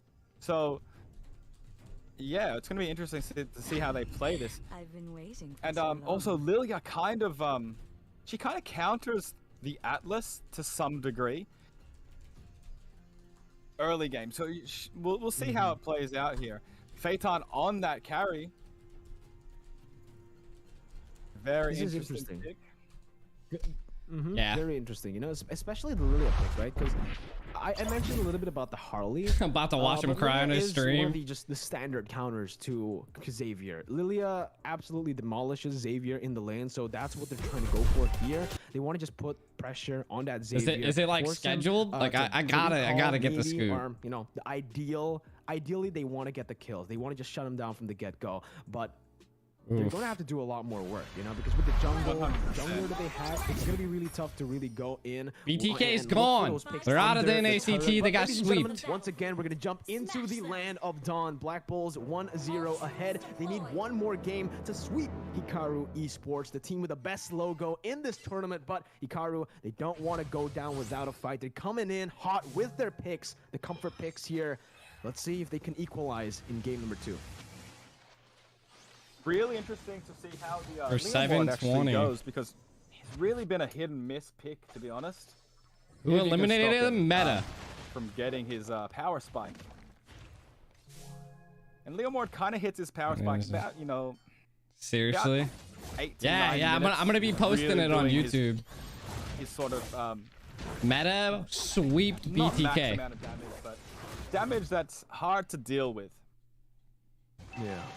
Right now, No I Cardi, no actually do feel like, BTK. if we take a look at the win conditions, right? They rely Hikaru, on their Moba win Zane conditions way are- too much. Through the lane? You know, I feel like, yeah, it's through the lane. They have kill pressure up top. They want this Julian to go up top and help Kagome to get killed on Sam QT, shut him down from the get-go, clear out the minion waves in the mid lane just so that they can enable that to happen, right? The gank up top.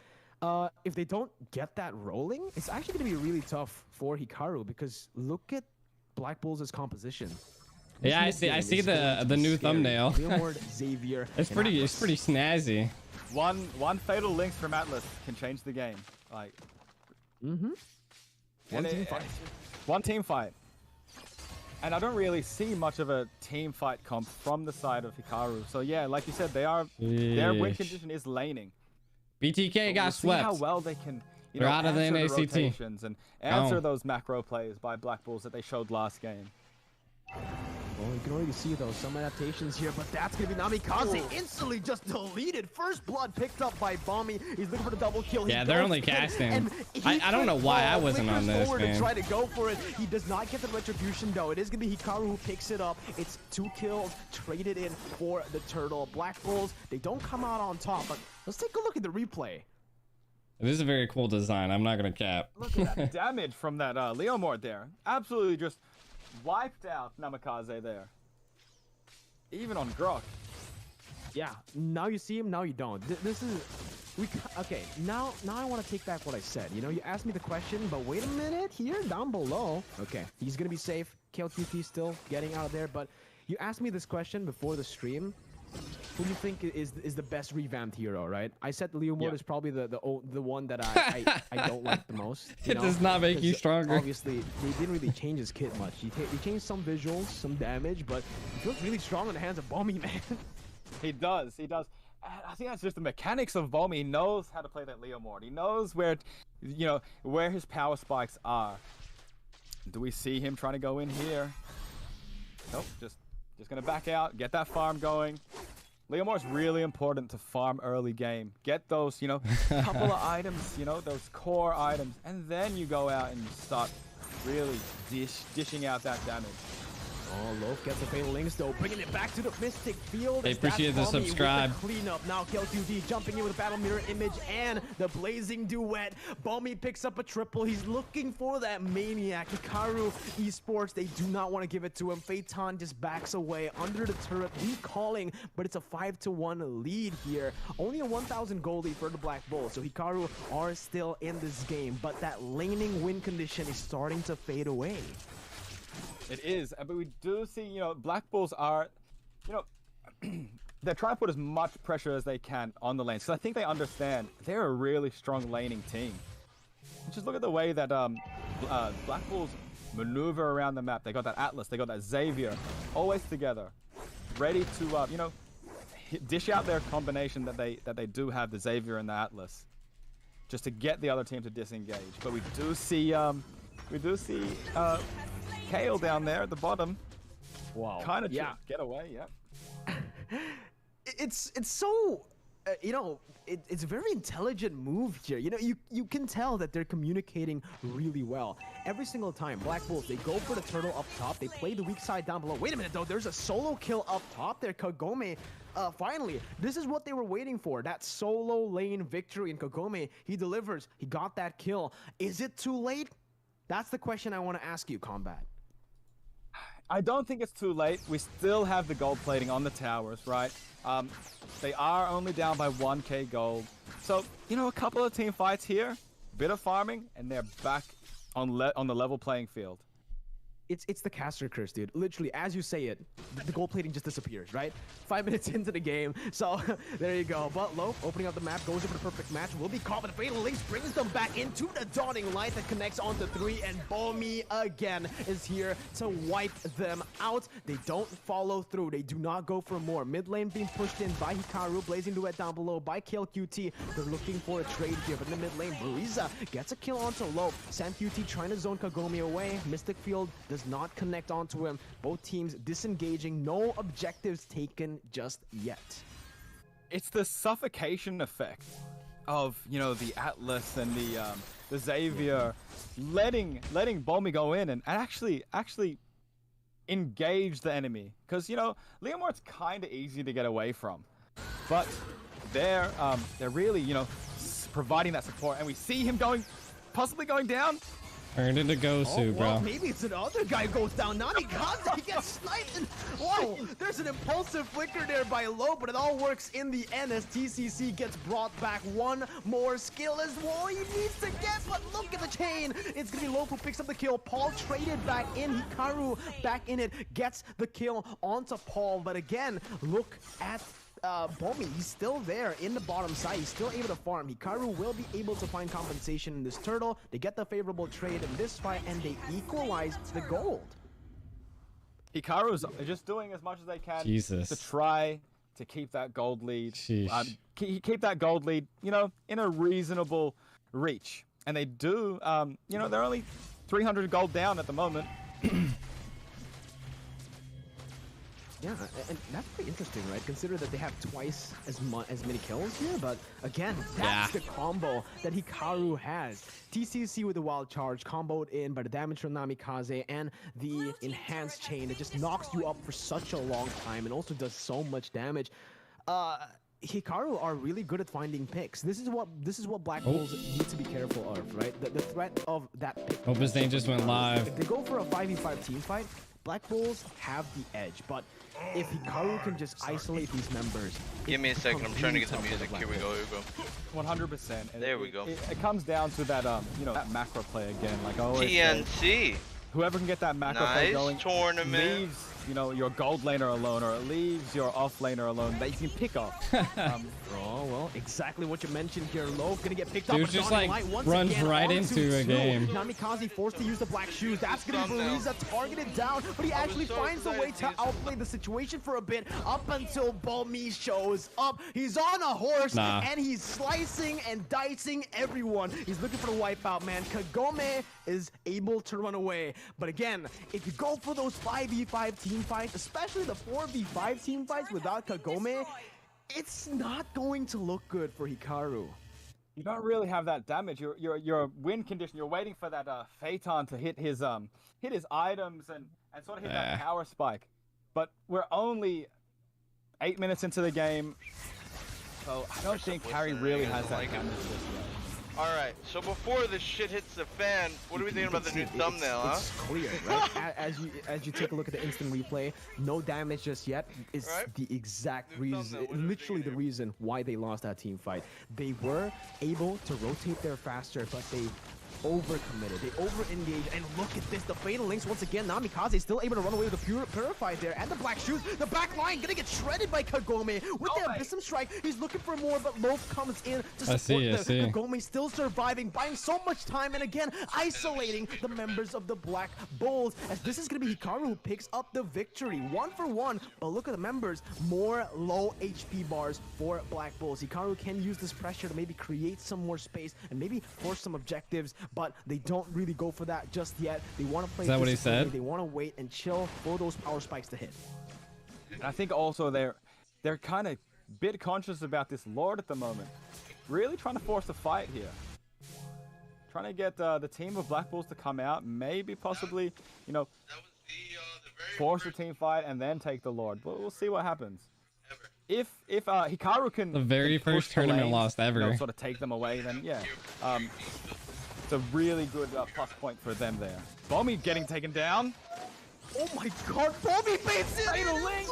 Oh my god! The baits from Bommy for his team to come through again on the back of that horse. Loaf comes in with the Fatal Links, comboed in with Paul, and let's take a look at the instant replay. Again, Bommy, how did he survive? They're going back to the old lineup. Literally the wall there, and the 3-man Fatal Links into the Mystic Field. You're not gonna move, and that was all. That was everything. Falling Sun, Blazing Duet, you name it, man. Everything in the kitchen sink was just thrown at Hikaru. I'm in love with Loaf. That was an amazing engage. Like Loaf with Loaf? Question mark? I mean, Loaf. That engage by Loaf and the bait by Bommy was just really. It's, you know, they're on point and they're on. You know, you can tell that they've got a good synergy. They're on mic. They're talking to each other. Really working, you know, everything out here from laning to team fights. We do see Kale being taken out. Yeah, Hikaru, they are aware, but again, Loaf! Oh my god, he finds 2! And the combo comes through again. Phaeton able to isolate these members as Bommy is going to be pinned down there by the enhanced chain. Knocked up, Phaeton picks up the shutdown, and this is exactly in finally. what we mentioned. Hikaru, if they're able to isolate the Black Bulls, they have so much single target damage. They can Who's a win out of BTK these team fanboy? fights. They just need to play it properly, accordingly to their win conditions, and we're seeing it here. A 1-for-1. But Hikaru, they're the ones who pick up a turret. They're the ones who defend the Lord. And Mirko, we're about to hit that 12-minute mark, and I think Phaeton is about to hit his power spike. You know, he was bursting down that Esmeralda just there, as we've seen. Yeah, it was. So we've got Wind. Yeah, I'm watching it. I'm kind of trying to get the scoop. So, Phaeton is a win condition if Hikaru can keep Phaeton alive and create those engages where it's safe for Phaeton to really burst down the enemy. But then again, you know, you're really not respecting the Atlas when you don't take the Purify. I don't care how quick-handed you are. I just wanted to hear what he had to say. And I mean, them going back to their main lineup is crazy. They have Flicker also, so. What they need to do right now is kind of similar to, well, Black Bulls did this to Hikaru in game number 1, right?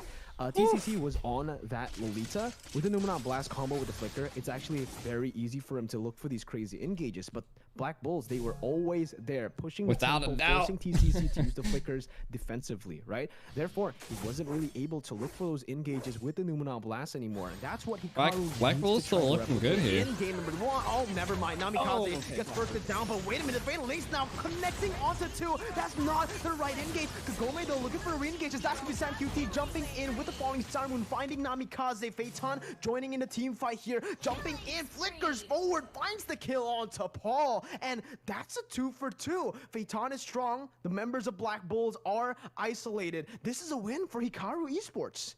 I think we're about to hit damage control for the Black Bulls.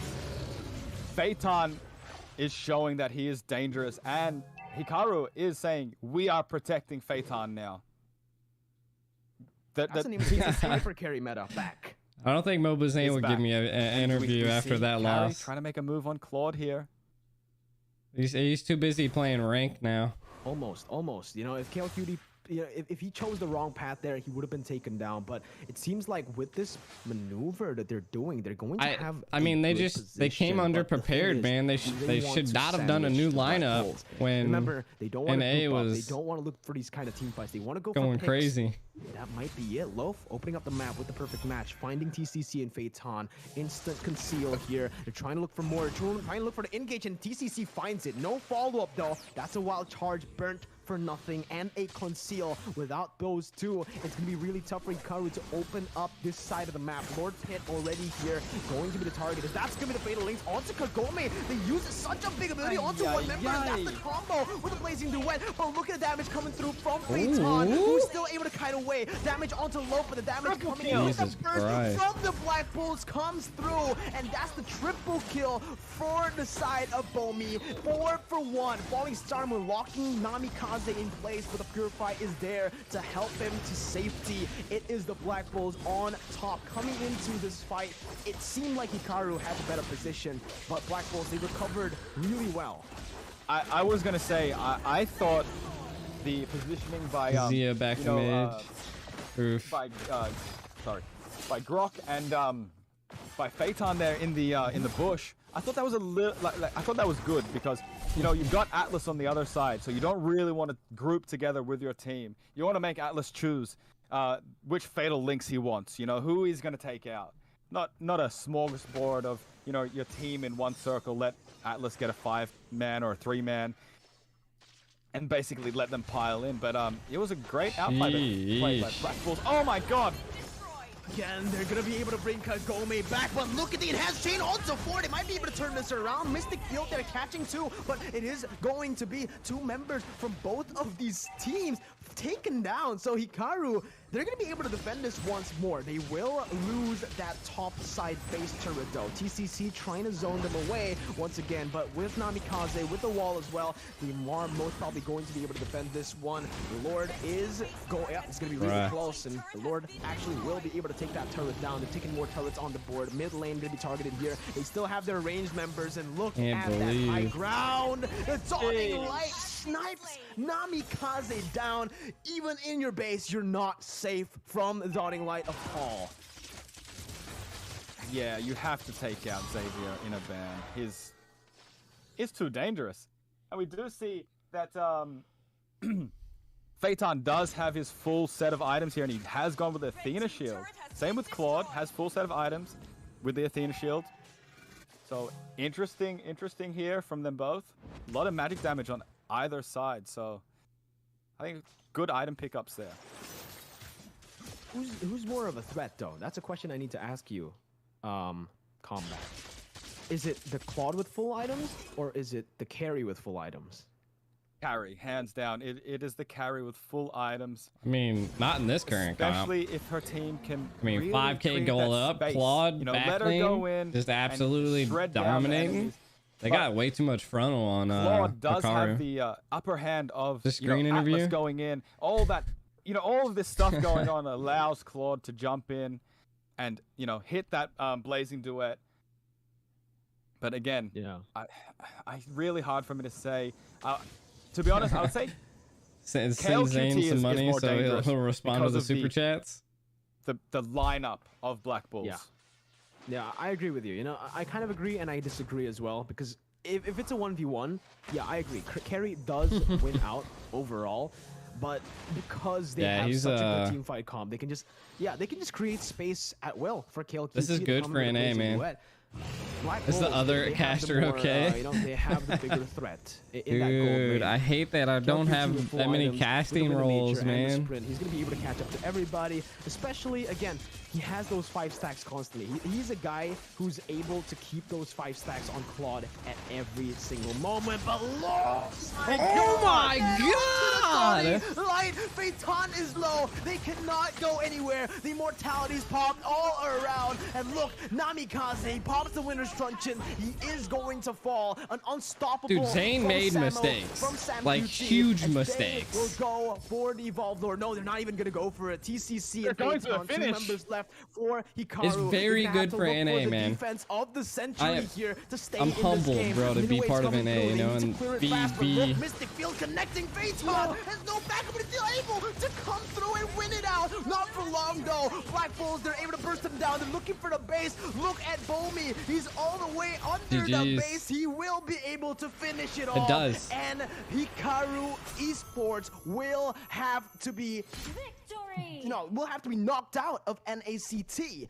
Again, What a another day. upset. What a day of Another upsets. upset. That Atlas That's a ulti, theme, that bro.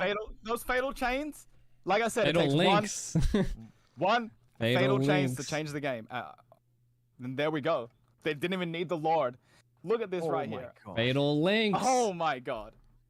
A fatal links into a Leo mode Now ulti, you said it. into a dawning light. I don't know what else to say. The blazing duet. That was perfect. That was a perfect setup by them. Sheesh. It's a Unfortunately, sad end. unfortunately, sad end. But Wow. man, that was complete domination. At one point Wow. in that late stage of the game, right? Because it was TCC and Hikaru Esports were able to actually come back, especially with Phaeton hitting those power spikes. But the thing is, it all comes down to that team fight. When there are neutral objectives, you can't really isolate these members, right? So the team fight Up that composition sweep. shined brighter here in game number 2. It's another Shark clean was- sweep combat, and Shark another was clean sweep that definitely. I think he did not bronzed predict. both games. I didn't expect this at all. I thought we were gonna get some, longer games today, but it just goes to show you these teams really want it. They're not out They of know that M4. it's I the bet biggest they're tournament. not. How many I mean, eyes are on them? it's BTK. It's a big stepping stone for them to do good in this tournament. But again, man, Mirko. That boy said, "Stop it, Zane. You had My hair's the all messy, worst man. I've performance." literally just been. I've been doing this. Yeah, same. I've just been doing this the entire time while casting. It's been a crazy day. BTK losing, I thought that was gonna be crazy, right? It was crazy, obviously, but here in game 2 as well, there's just a theme. There's just a theme, right? Combat. Today is the day of upsets. Maybe we'll see the day. Well, tomorrow may be the day of the favorites. But what a show! What a show! Even it's a 2-0, but it felt like a close 2-0, right? Every single game was hard fought here.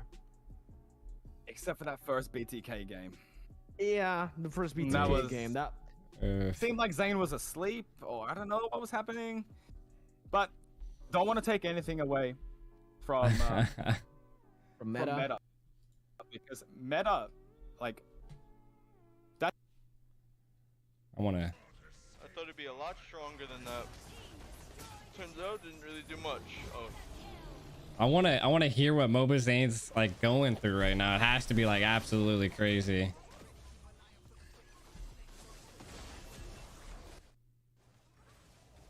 No fucking way. She's so low, man. You fell asleep, Gonzal. BTK got swept. Morning, by the way.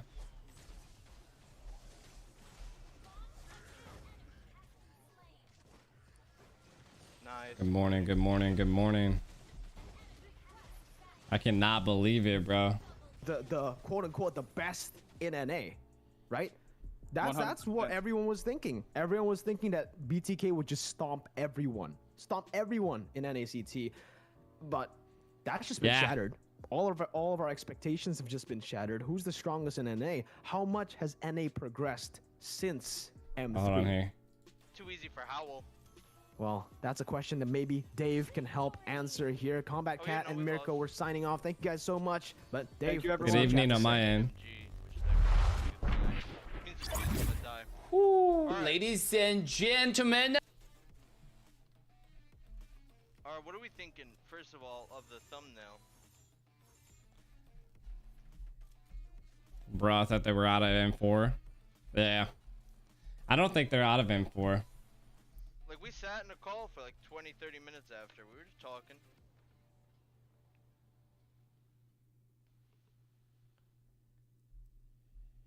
I want to, like, bro, Come on, say something, bro. Trust me, things are gonna change after that. Top 16 NA jungler. Alright, yeah, you wanna see? We lost. We lost. Like, I'm not hiding. Jesus. I don't wanna hide it. That's not hide here. First game. Ooh, interesting. Oof. Now, you might think I played for, like, KDA here, but there were no engages, man. There was no openings, and it was so difficult. I wish there was an opening. There was none. There was none. Look at this. Look at the game time, by the way, right? Let's go at 13 minutes, right? Fuck. 13 minutes fucked. Slobbered on.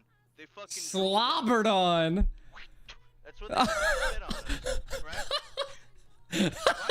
Right? Okay. I don't know. I don't think there's anything that says a wrong to it as long as it's part of my content. And a little bit rusty right now. Nah, man, how you beat Blacklist then suck in a dumb not tourney. I just want to hear what he's saying, you know? No, there's M4, right? And then second game, I went early game hero. I went in early game hero. It was definitely rough. Fucking hard. Shark had no engages. Yeah. Might sound like I'm blaming, but please, you could rewatch it all you want. That's something we all agreed on. Sheesh, man. Whose idea for Bruno? Honestly, it was mine. Moba Zane made the Bruno call? He wanted to go it, and then I encouraged it. Because I've been telling him for a while, Bruno's not a bad pick. Jesus. Jesus. I would say on the Dairoth, one blaring one was, I tried to invade blue, and then I died. Yeah. So and then you died at a gold crab as well. So I took turtle, they took my blue, and then I went to invade, and then I died. That was the biggest mistake for me. That was the biggest mistake out of the whole tournament. Yeah.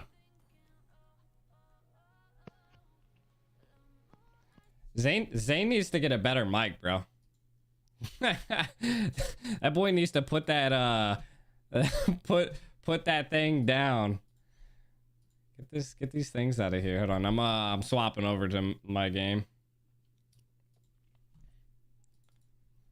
Now that everything's over, bro. I cannot believe that upset, dude. BTK absolutely going down.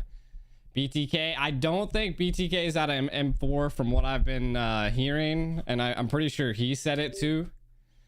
Donate him some? I ain't doing. That'd be interesting. Oh, you want me to ask a question? He's not cocky? Yeah, no. Definitely a huge upset. Definitely a huge upset. I cannot believe it. I was on the edge of my seat. Shout out to Meta, just absolutely putting the work down, coming in there, being very hungry. If you guys want, to be honest, like I can go over the game too here for you guys if you want. Was it not top 8 best? But they're in top 16 right now. You're just a dot for your name, so I don't know how to like reply to you, but they're in top 16 right now, so definitely not top 8 best teams. Here, I'll show. We can kind of rewatch it here. I can rewind it here. That way you guys can you can see it here. Why won't it let me?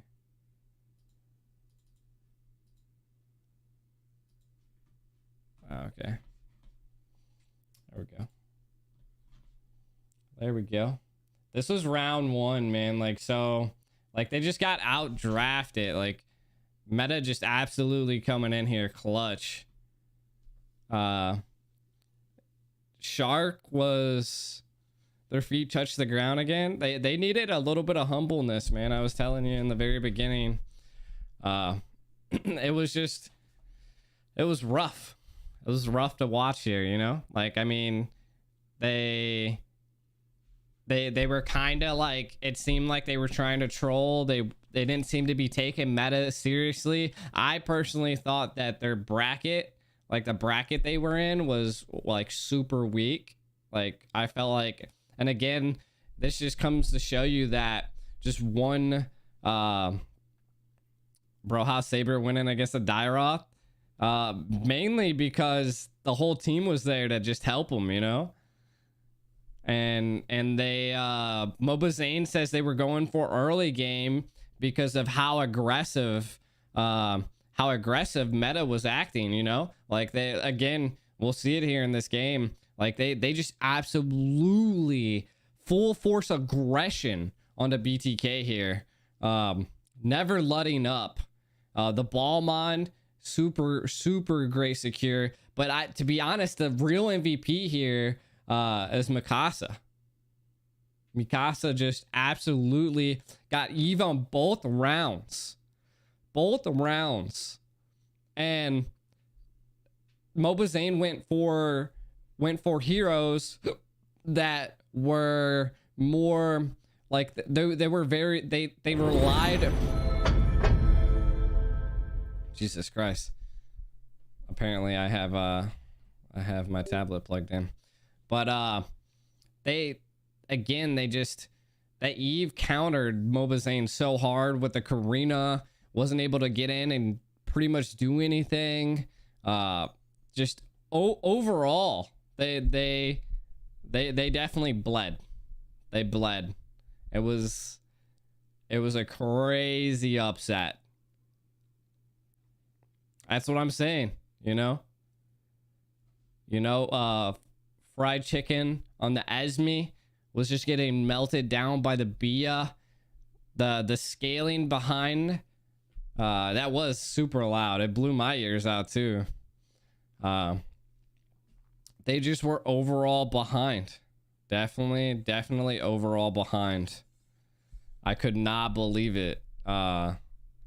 And it happened so fast on them here. I mean, we can see that they ended up like picking the Bruno pick. Like the Bruno pick. That like absolutely crazy. Like just blew my mind against a Beatrix of all things. Like Claude was open. Like you can see it right here. We were talking about this earlier. Like how, in what sense were they thinking of Bruno? And it comes to show you that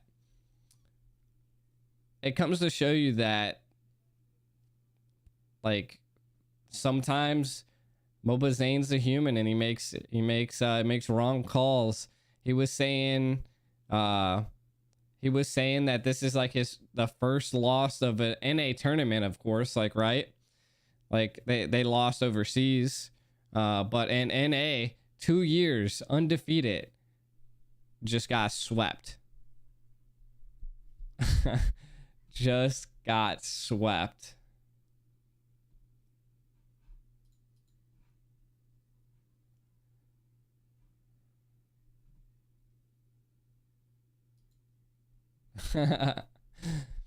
Clint was open and they decided to go a Bruno. They also, again, we seen they just captivated on the early game so well. They knew they had to end the game early. Maybe. Want to hear the reason why BTK lost? Why is that, homie? They're too cocky. Too cocky? I feel like it's too cocky. Like, bro, I don't understand why not a Clint. Like Claude, they still had Cushion Shark. Hey, appreciate the one. Yeah, we did make it to 1K subs. Made it to 1K subscribers. And we're growing still. Next goal is 2K. We're going to constantly keep growing, man. Constantly. They were late on every... They got gapped hard. Absolutely gapped hard here. Shark was whiffing hooks. I don't know what was going on by, like, Shark. just like the overall, they like, and one of the biggest things that I think caught BTK off guard here in the very early game here is that they went like Bruno early game, not the best. Beatrix early game, the best, you know? So they just melted Bruno, made them pay for the Bruno pick, made them pay, and then they rotated lanes. So like Shark, Mobazane was thinking they were gonna get an easy pick on Bia. They're down there fighting a Ruby now. Like and then Bia, yeah, I don't know. The Bruno, they underestimate it. They underestimated Meta, and Meta was hungry. Blew my expectations. Like, look at this, dude. Shark trying to keep it. They, if I'm not mistaken, Eve comes in. They, ooh, no, they do make it out. Zia does make it out of that rotation. But yeah, apparently BTK, they're gonna be going to. Apparently, they're still. I'm guessing that's what the trip to Indonesia is about. Is that they're like the M4 qualifiers. Like, I don't think Moonton's not gonna invite BTK, but it goes to show you that like Moonton maybe shouldn't just baby one NA team. Like, you can't grow NA with one team. And Meta came to show. Like, look at this. The just 4-man, the 1-4 combo down here. Mikasa just aggressive. Aggressive. And then they eat this tower here. And that allows them to gap. And then this is when they swap, bro. You can't be dependent on Mobazane. Like, this goes to show you that, like, you can't, like, a whole team is not revolving around a jungle anymore, you know? Like, Mobazane cannot carry. Like, this is not a jungle meta anymore. Like, he, like, if you're snowballing, of course he can carry pretty hard because he has the items, he has the engage, and then Kush just got gapped. Absolutely mage gapped. Like, no matter how like tough that is to say, Mikasa just absolutely was so aggressive on the Eve. Was so aggressive. What was lacking here was what people were saying earlier. Rotation. Like, Shark missing a lot of the key things. I heard BTK, I mean, Mobazane said it, I believe, on his stream that they're still qualified for M4. I don't think Moonton, like, BTK is a marketing tool. Like, I maybe even the upset is making it even bigger of a marketing tool, because now they're gonna be like everywhere. Like, bro, BTK lost. What in the world, huh? BTK, like, that's gonna be plastered everywhere. They were just way too late game, and Meta captivated on a hard. They just went aggressive. They went to the wall against BTK here. Just, like Mobazane was saying on his stream, there was no opportunities. Like, BTK, they did not let off of BTK. They had one, actually, there was an opportunity. They had it right here when Mobazane gets a triple kill. The gold lead was gapped by 2K. They came back right here is when the triple kill comes in. Mobazane takes out Too Easy, then takes out Mikasa, and takes out Sirius. Or no, that was Mikasa still lived there. That was 6, Hal, and Sirius. Franco's like, Franco can be countered very easy by a team that is like that. Like, bam, misses the hook, you know? If you don't land hooks, Franco's not going to be a good tank. I also never seen that every time they try to get a suppression out, it just no one was there to captivate it on there. And the Numion blasts coming in left and right. Look, Shark going down. The team knew to captivate, take out Shark when possible. They just were rotating. And again, even though that the gold lead now equaled in this area right now, Combat, man, absolutely crazy. Cannot believe this upset.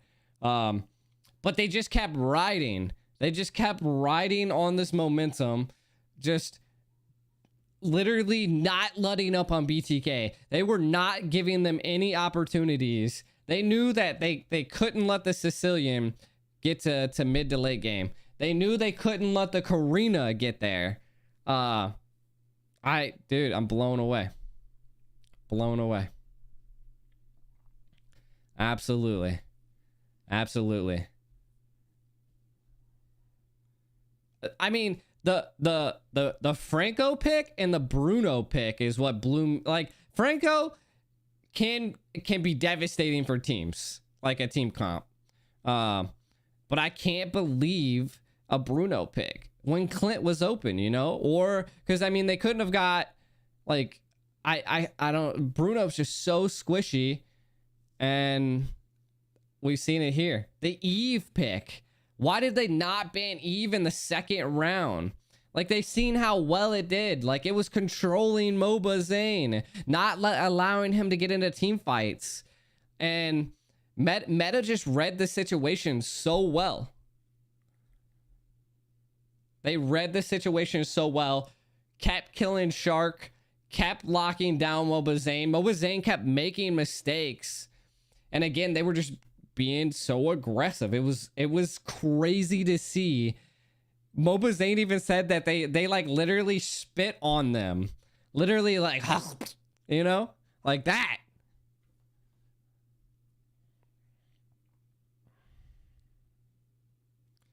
He let that he want to make his team lose. I mean, there was a couple downfalls here, right?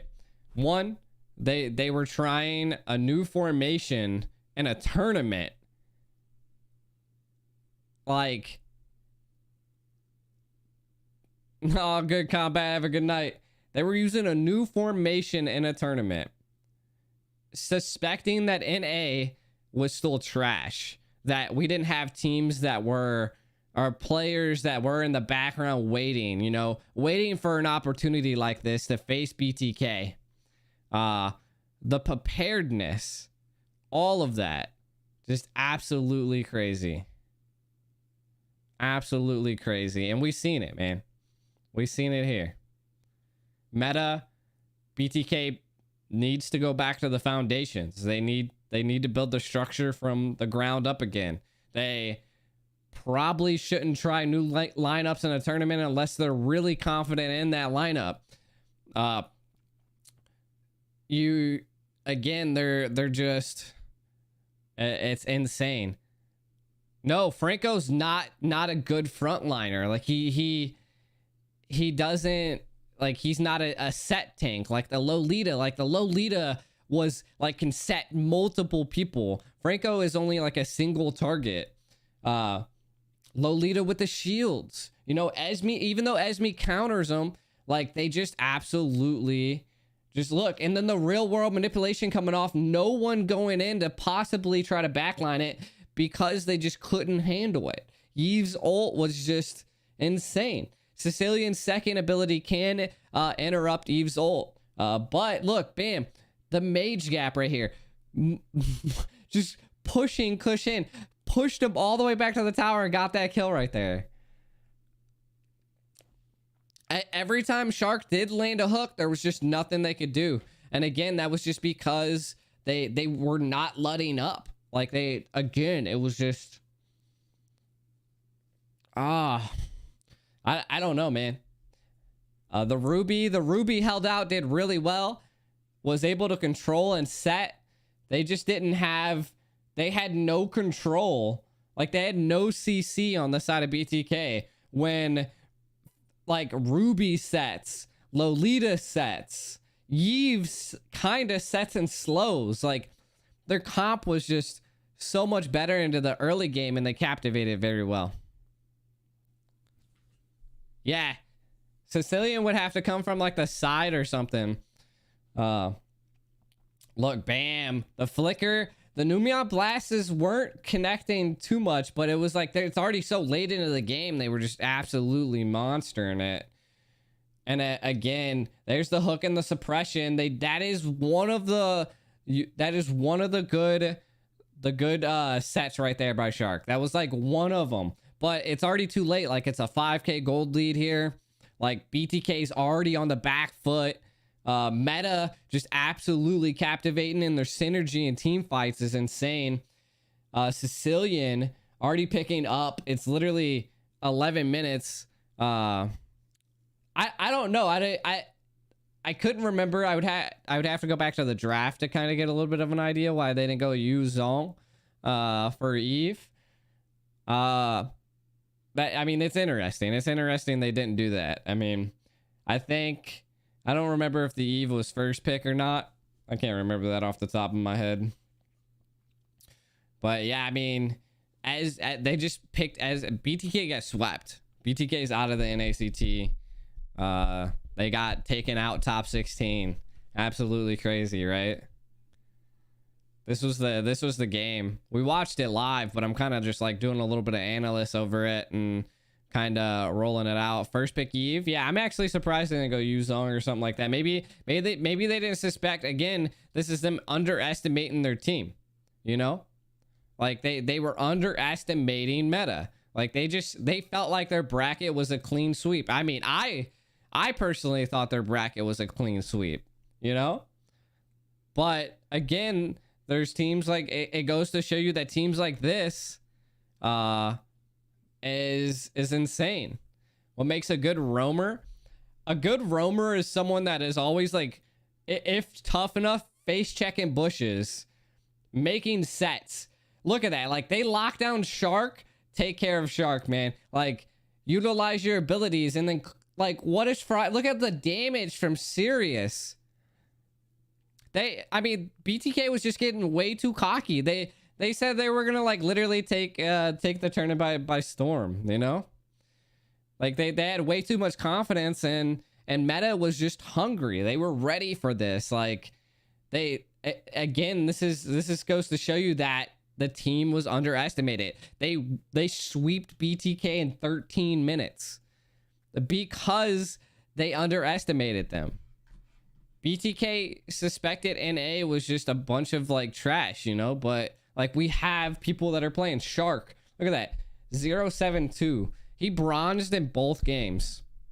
Kush, I think, bronzed in both games. Yeah, I'm actually surprised. Like, you got a Balmon, a Lolita, a Ruby. Like, a carry would have shredded. A Bruno. What were you thinking? He said, Moba Zane said he made the call. Again, Moba Zane might be getting rusty. Too cocky for his breachers, you know? Like, thinking NA is not full of people that actually have come to play, you know?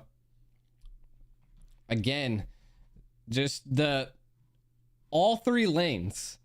Well, I guess Fried Chicken didn't do too bad. He did get a silver. But, like, the tank, everything, it was rough, dude.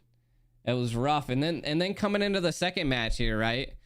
Meta, so if I'm not mistaken, the first season of the NASL, maybe even the second season, right? This was like when I was a severe amateur caster, you know, like they were like, hey, G, you want to cast, you know, like we're trying to set something up. We're trying to do like, you know, a little bit of tournament scenes and stuff like that. And there was a team called Brotherhood, and I've heard and I've seen a lot of the teams from Brotherhood into meta right now. I'm blown away. Like, their synergy was insane. The positioning, the 1-4 combo, the switching of lanes. Like, it's all of those macro plays that just like BTK, they just didn't give BTK a breath. Like, they didn't allow BTK to think. This is their first major tournament. Like, this is an amateur team. Like, never before seen it in a tournament scene named Meta. I've heard, but people are saying it's not the right one. Is the Eve I thought was from Gosu, but I don't think it's the same person. Dude, again, if they still go to M4, it's Moonton just taking them to M4 for publicity and advertisements.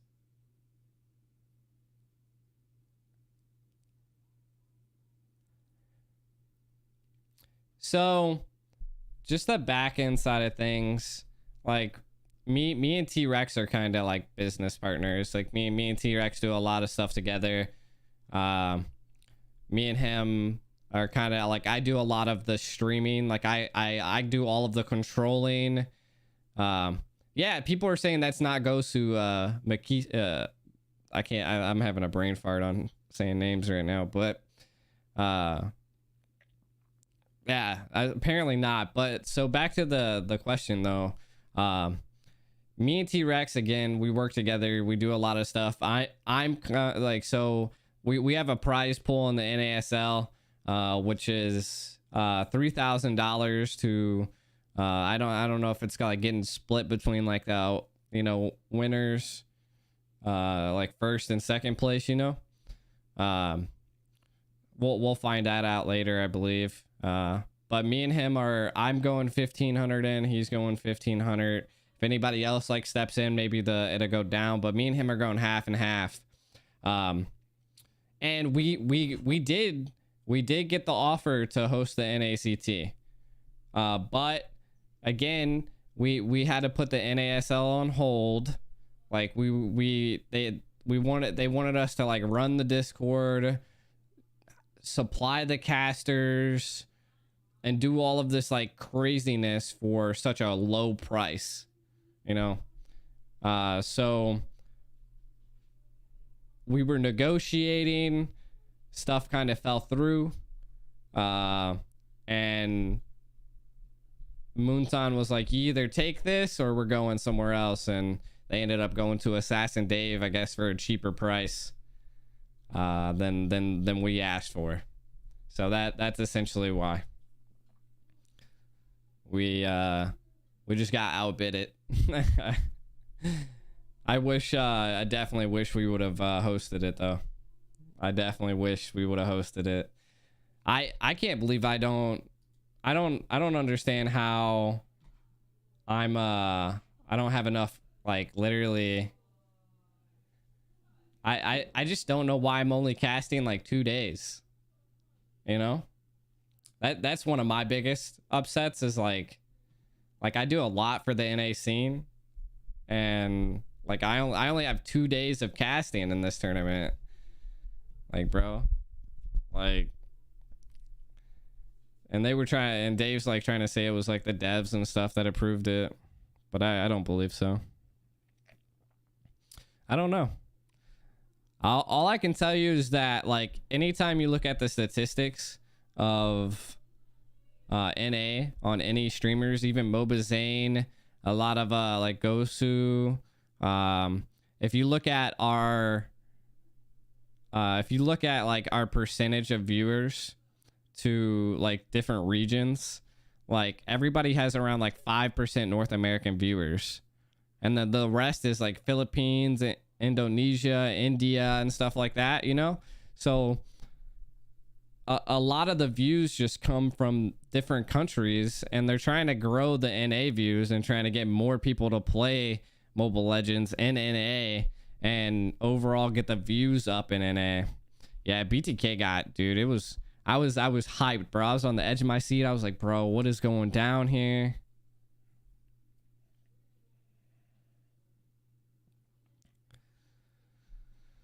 Oh.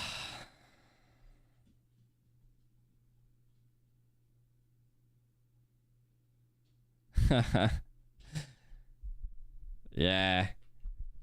I was sorry. I was reading some Discords.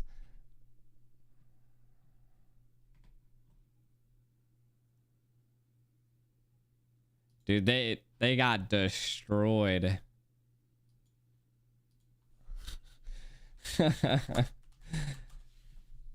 Yeah, I put it's more of like the sad part on my side, you know, like the amount of like work, and I still put in the work, you know. It's just it's kind of like not degrading, like I don't want to use the word degrading, but more of it's overall like rough, demoralizing, you know, like when you put a lot of this time for NA and then you have a lot of amateur casters getting put into it. We had so many casters on this NACT. It was just like diluted with casters.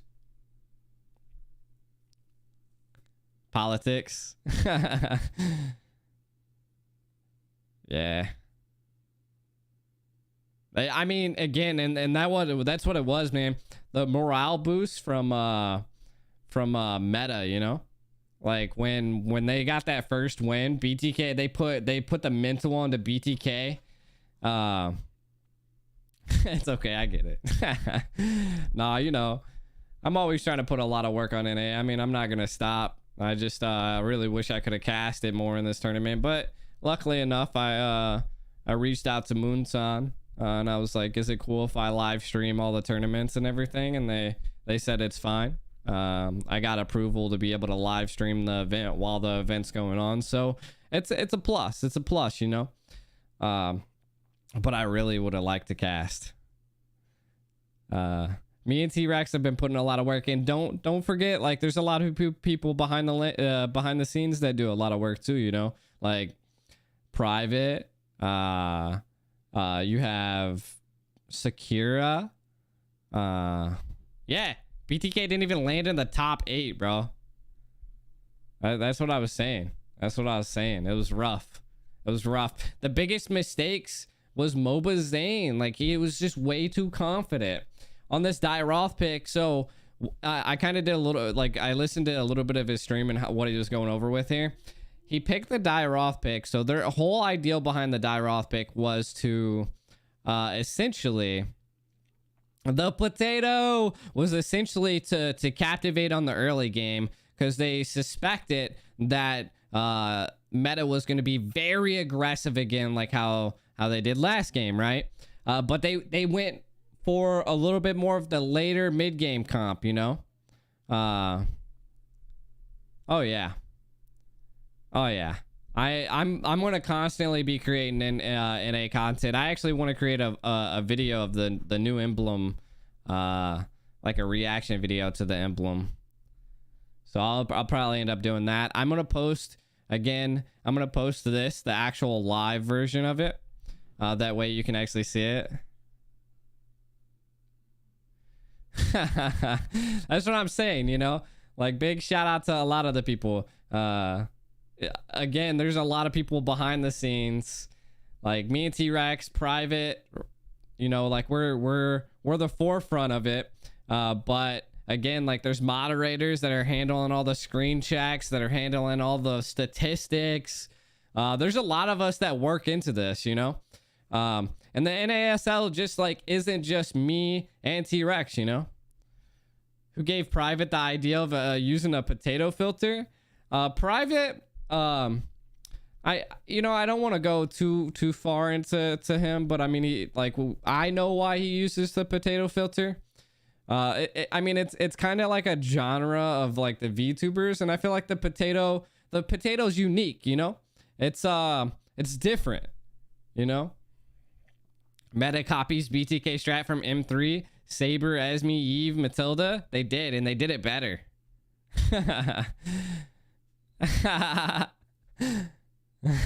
Why move here from Facebook to here? Funny. Yeah, I mean, YouTube be popping off now. YouTube, if you guys are tuning in on Facebook, man, definitely check us out on YouTube as well. We broke the 1K subscriber mark, and we are going to be doing a Star Wars skin giveaway when the skin does come out. You want to check my coin? Oof. Shout out to you. What up, Karas? Just Mobazane was making mistakes here. It seemed like Shark was off of his game too. Back to what I was saying about Private and Potato. It's like a niche, and it always comes down to, like, streaming is always a niche. Like, you gotta be unique. You gotta stand out, because, like, there's tons of people streaming and doing the exact same thing you're doing, you know. And Private has a good voice, and then the Potato just kind of brings it out and makes it very unique, you know. He's really good at casting. His background, like, he's done a lot of tournament work into other MOBAs, so he's already had, like, he's been in the genre of MOBAs and esports. So again, that's how it was, where he's got a lot of his casters from. He puts in a lot of time into doing a lot of the numbers and casting and learning things. That's why I've picked my level up, you know. Like, I've elevated. Like, I've reached out to Natsu. I've learned a lot. I'm starting my own analyst handbook, you know, to kind of, and I've been watching a lot of games overseas. Yeah, I mean, again, Shark bronzed both games. Absolutely. Worst performance ever seen by Shark. Meta was just, again, it comes down to the foundations that Meta was hungry. BTK underestimated. They were too cocky. They just was, it was too much for him. Meta hardly made any mistakes. And A's growing together, man. We're growing, and I'm appreciate, like, we're growing amazing on YouTube, man.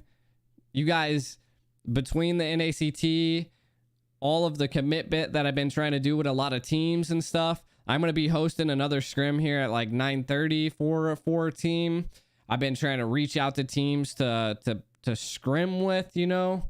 I've hosted scrims for teams during the NACT, you know, like some teams don't want their scrims live streamed, and, you know, I respect that. I asked them, you know, like, I'm like, is it okay if I live stream your scrim, you know? Like, I don't want people pulling out, like, tactics and what they're gonna do in a scrim that I'm live streaming, you know.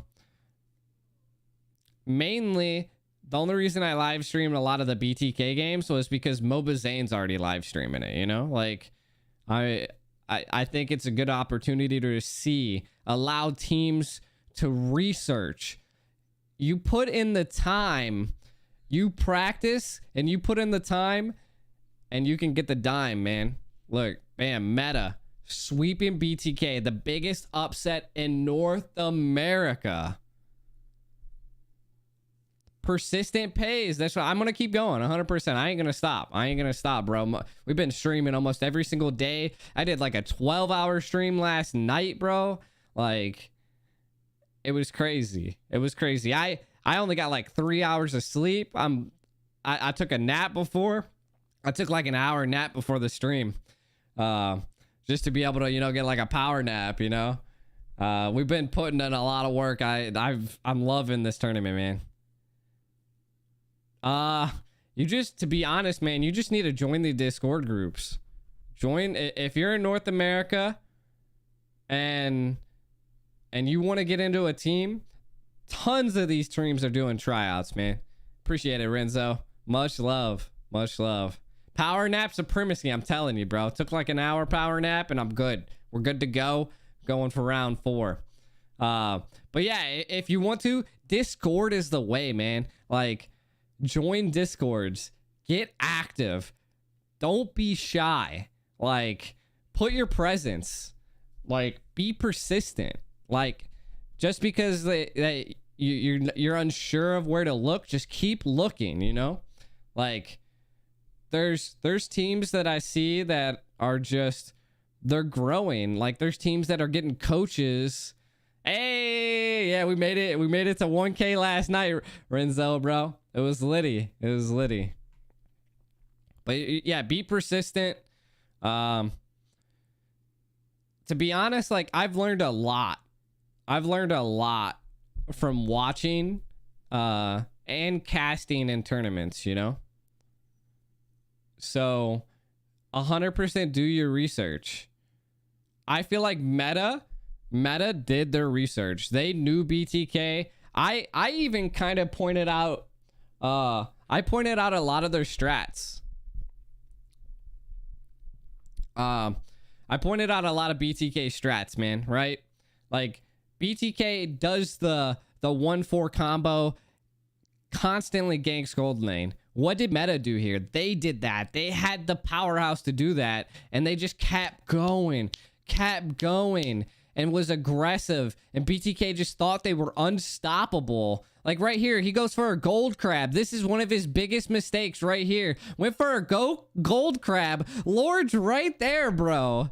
Lord's right there. Now your jungle's gone. Easy Lord. If I'm not mistaken, like Saber was low HP, ends up getting immortality, and it gets it popped, right? He's like still committed to the Lord. Probably sells items to captivate on immortality right here. Does end up getting... Oh, was it this one? Oh, it wasn't this one. I think it was the second Lord. It was the second Lord that was definitely super key too. But just overall, like that MOBA Zane was gone. They hardly had any contest on that first Lord. Allowed them to snowball here, gain the lead. Shark stole 0-1-2. Kush 0-3-5. Kush is just getting like, I know it's like rude to say, but gapped.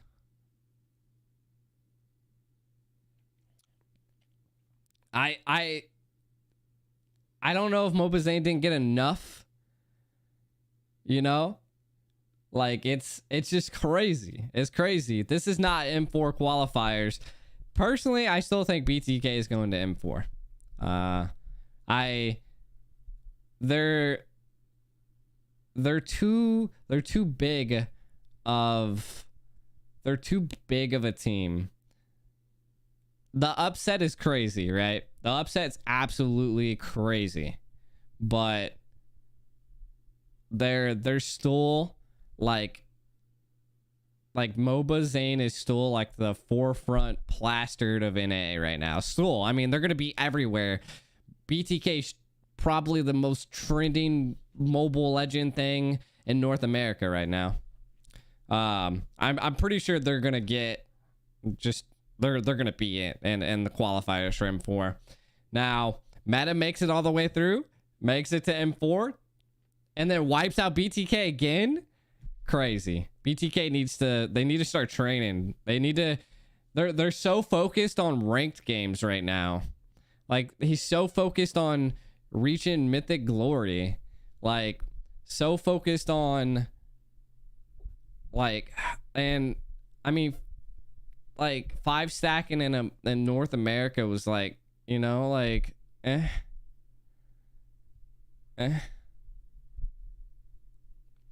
They do know what needs to be fixed, but I mean, they're missing out on a decent amount of money now, though, too.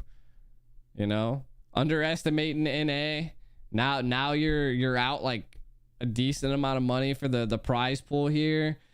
Just the Clint, man. No one could get back. Sirius was insane, an absolute monster marksman. A monster.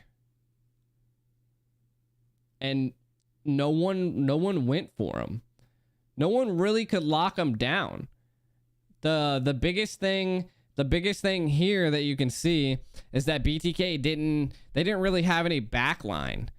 You know? Like Grok would have to overextend. Zia would have to overextend as well. Mobazane would as well. Like they were so frontal. No one could get back there and poke that Clint.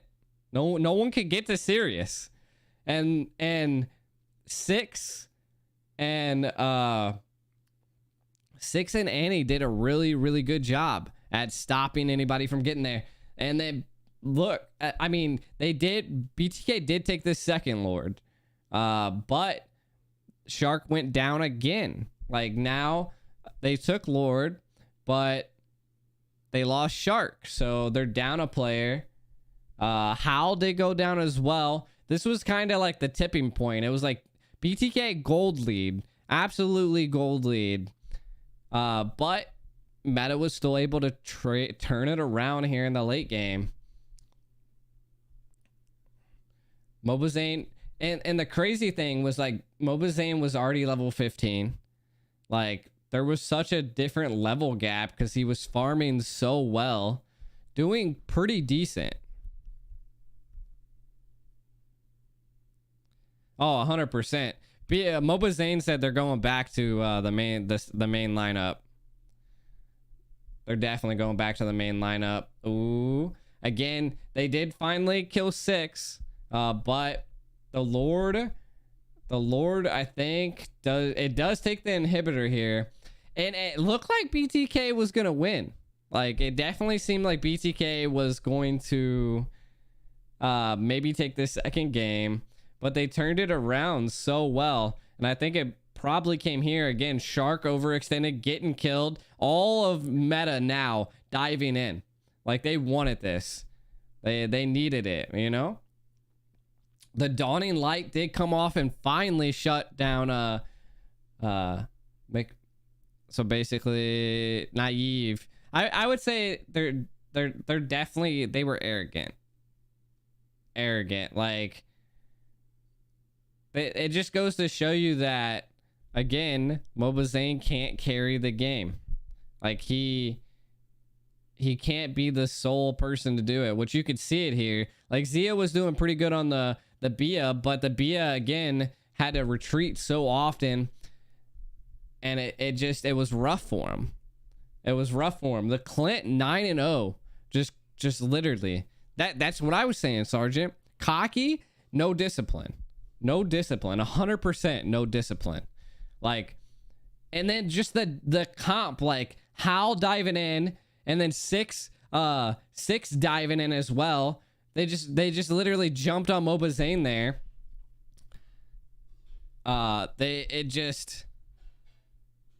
They're getting rusty.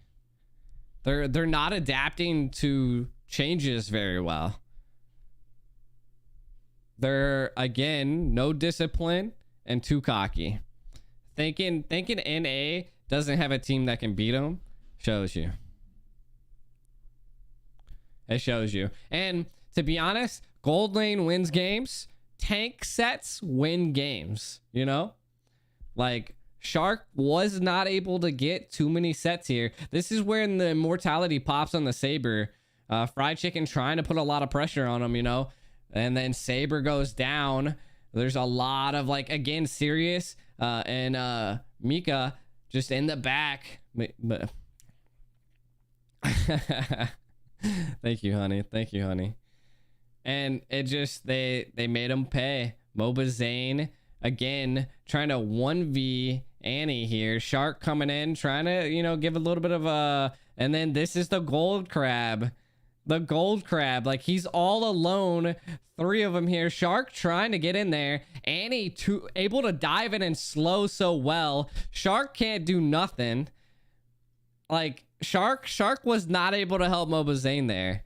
He does use the conceal play to get out of there. Overextending for a Gold Crab when Lord is coming down your like coming down the lane.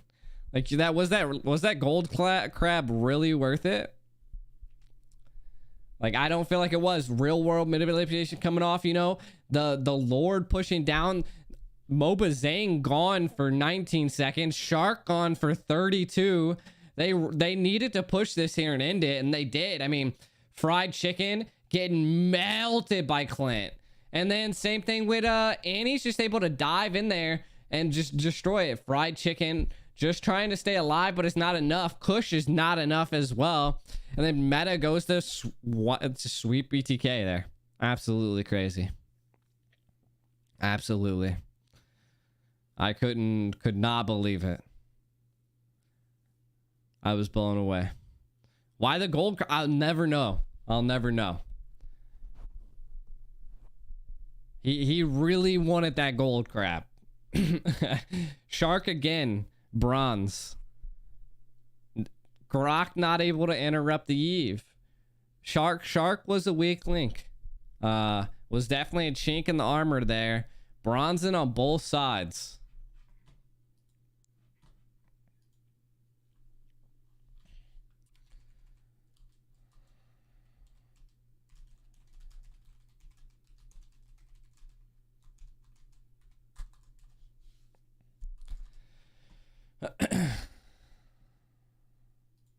I'm gonna see if I can possibly set up a scrim here. I got like people that are wanting to scrim.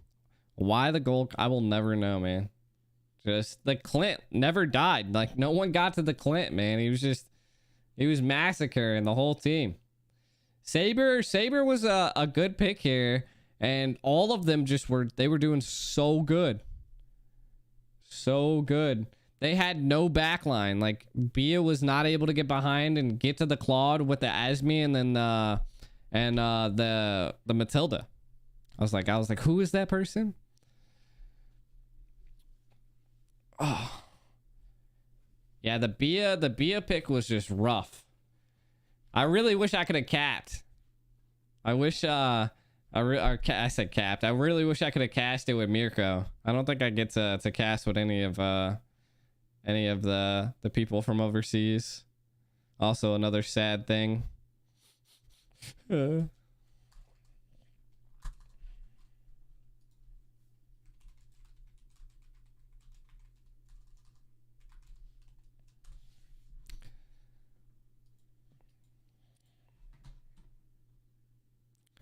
Let's see here.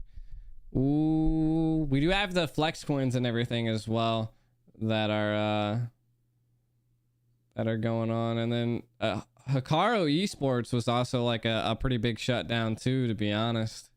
Like I suspected them to possibly win against Black Bulls, but it was a pretty big upset. Did I get tagged?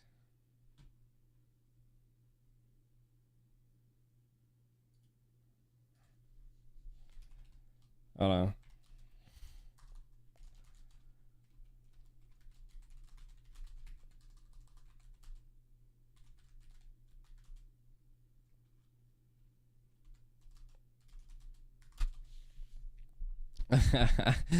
How many overseas casters? So we got Mirko, we got Natsu and Leo. Natsu and Leo are going to be in the semifinals and finals.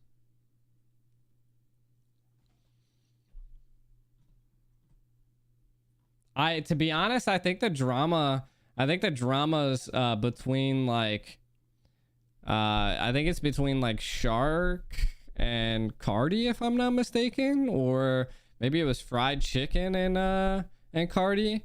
There was some like craziness going on with Cardi and people and BTK. This damn naked website's always coming into the stream, bro. So close. I mean, Meta was just playing a better game, bro. They were hungry. They came in. They absolutely spit on BTK. Showed them that NA is definitely here to play. Definitely here to play. It's just so crazy that like almost 4,000 people are watching Mobazane. That is just, bro. If only I could get there. That's just absolutely crazy. Oh, dang, they got defeated, bro? Wait a second. What happened here? Hold on here. I gotta go look at his history real fast. Mobazane also leaves his history open too. You know?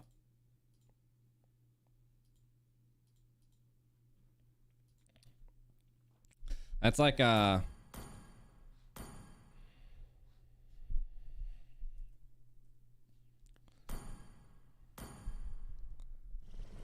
of them have problems with egotists.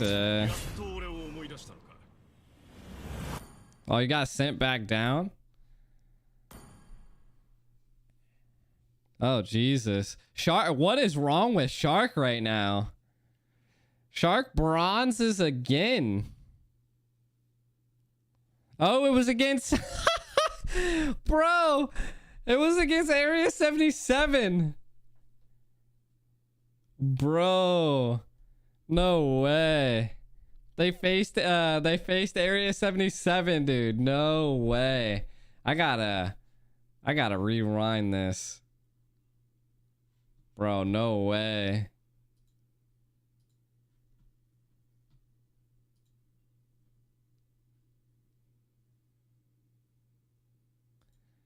Kush is booted off? Is that confirmed?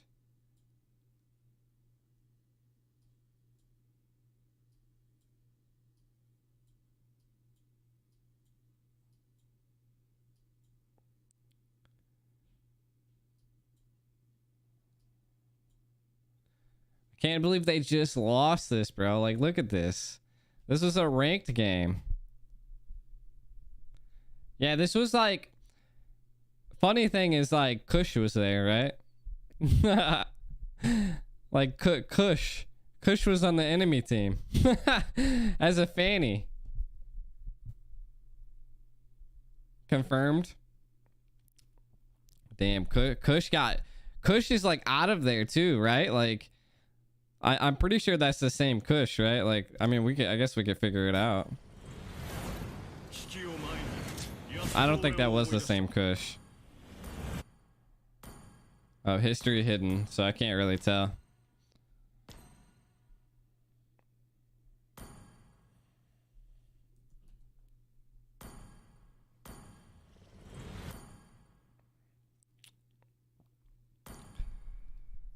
Cardi is back. M3. I feel like Cardi, like I like Cardi. Like I their main lineup was nice. Kush is definitely not a mage player. I do see the chat going off that they're saying hold on, there's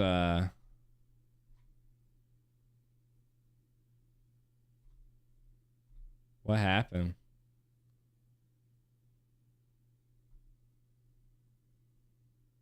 Interesting. I don't know. But Shark just struggling here. Of course, he isn't out of his next game. I kind of want to see what goes down. But Shark's just struggling. I don't know what's going on with Shark. Maybe he's having some like personal issues in life and stuff like that. But Zoltra, Lord T, Yato, definitely an Area 77 lineup here.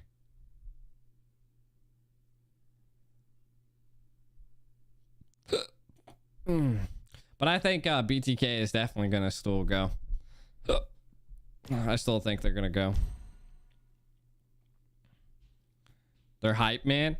I could definitely see it be their hype man. I just think like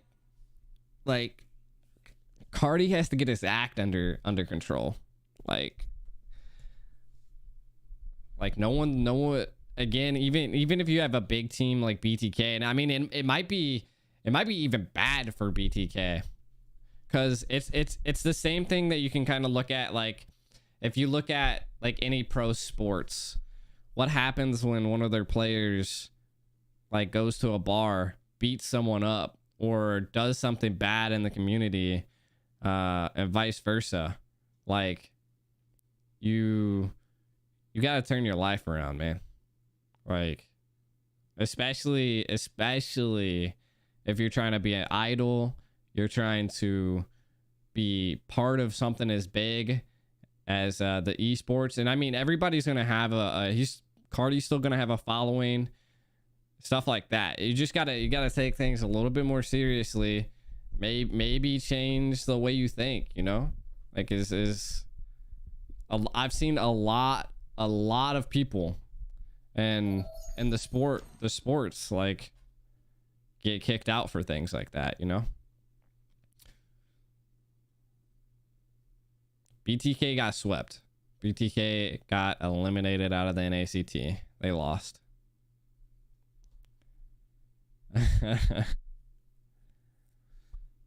Yeah, that's what I'm saying, you know. And that's coming down to the real side of things. Cardi, still a fantastic player, you know, but definitely gonna have to take it one step at a time. I heard that he was like in jail. I mean, I don't know. These are just all speculations that I hear from a lot of people. Just has to. What is this?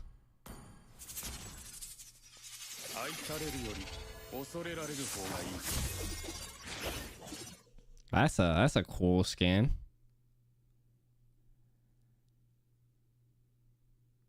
Yeah, he definitely has to work harder. I didn't know this skin came out.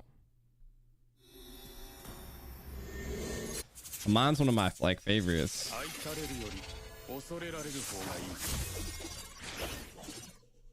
Ah, dude, like these new headphones kind of like hurt my ears.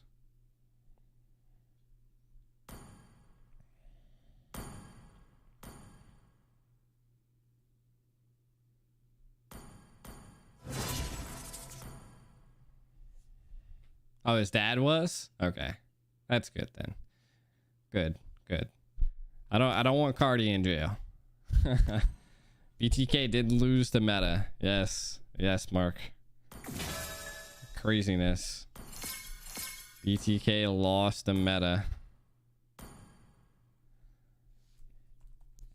I feel like I want to see their game. They're still in a game.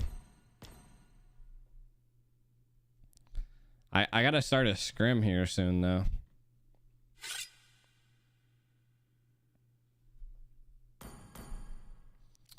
Gotta start a scrim.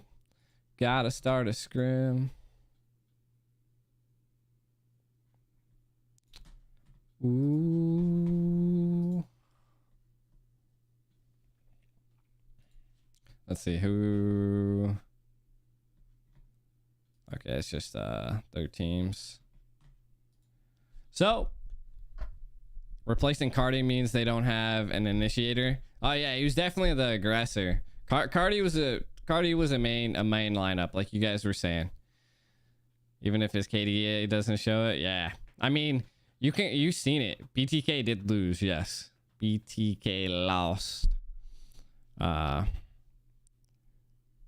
We're gonna call it a night here though. I'm gonna work on some videos. I got a scrim I gotta host that I'm not gonna really live stream. So we're definitely gonna call her a night.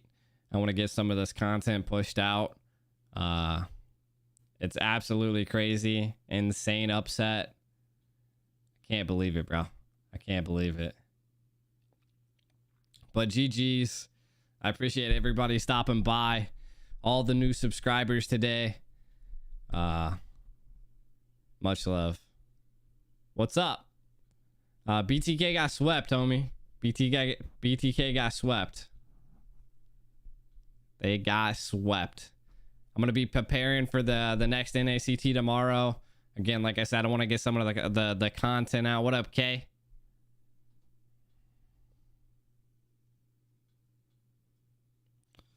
Get some more content. I also gotta host some scrims that I'm not gonna be streaming. So it'll kind of just be boring here, and that'll allow me to work on some stuff, man. Sheesh. What up, GG's? Good luck. I appreciate it. Much love. Make sure to tune in. We're always live every single day. We're gonna be live tomorrow doing the NACT.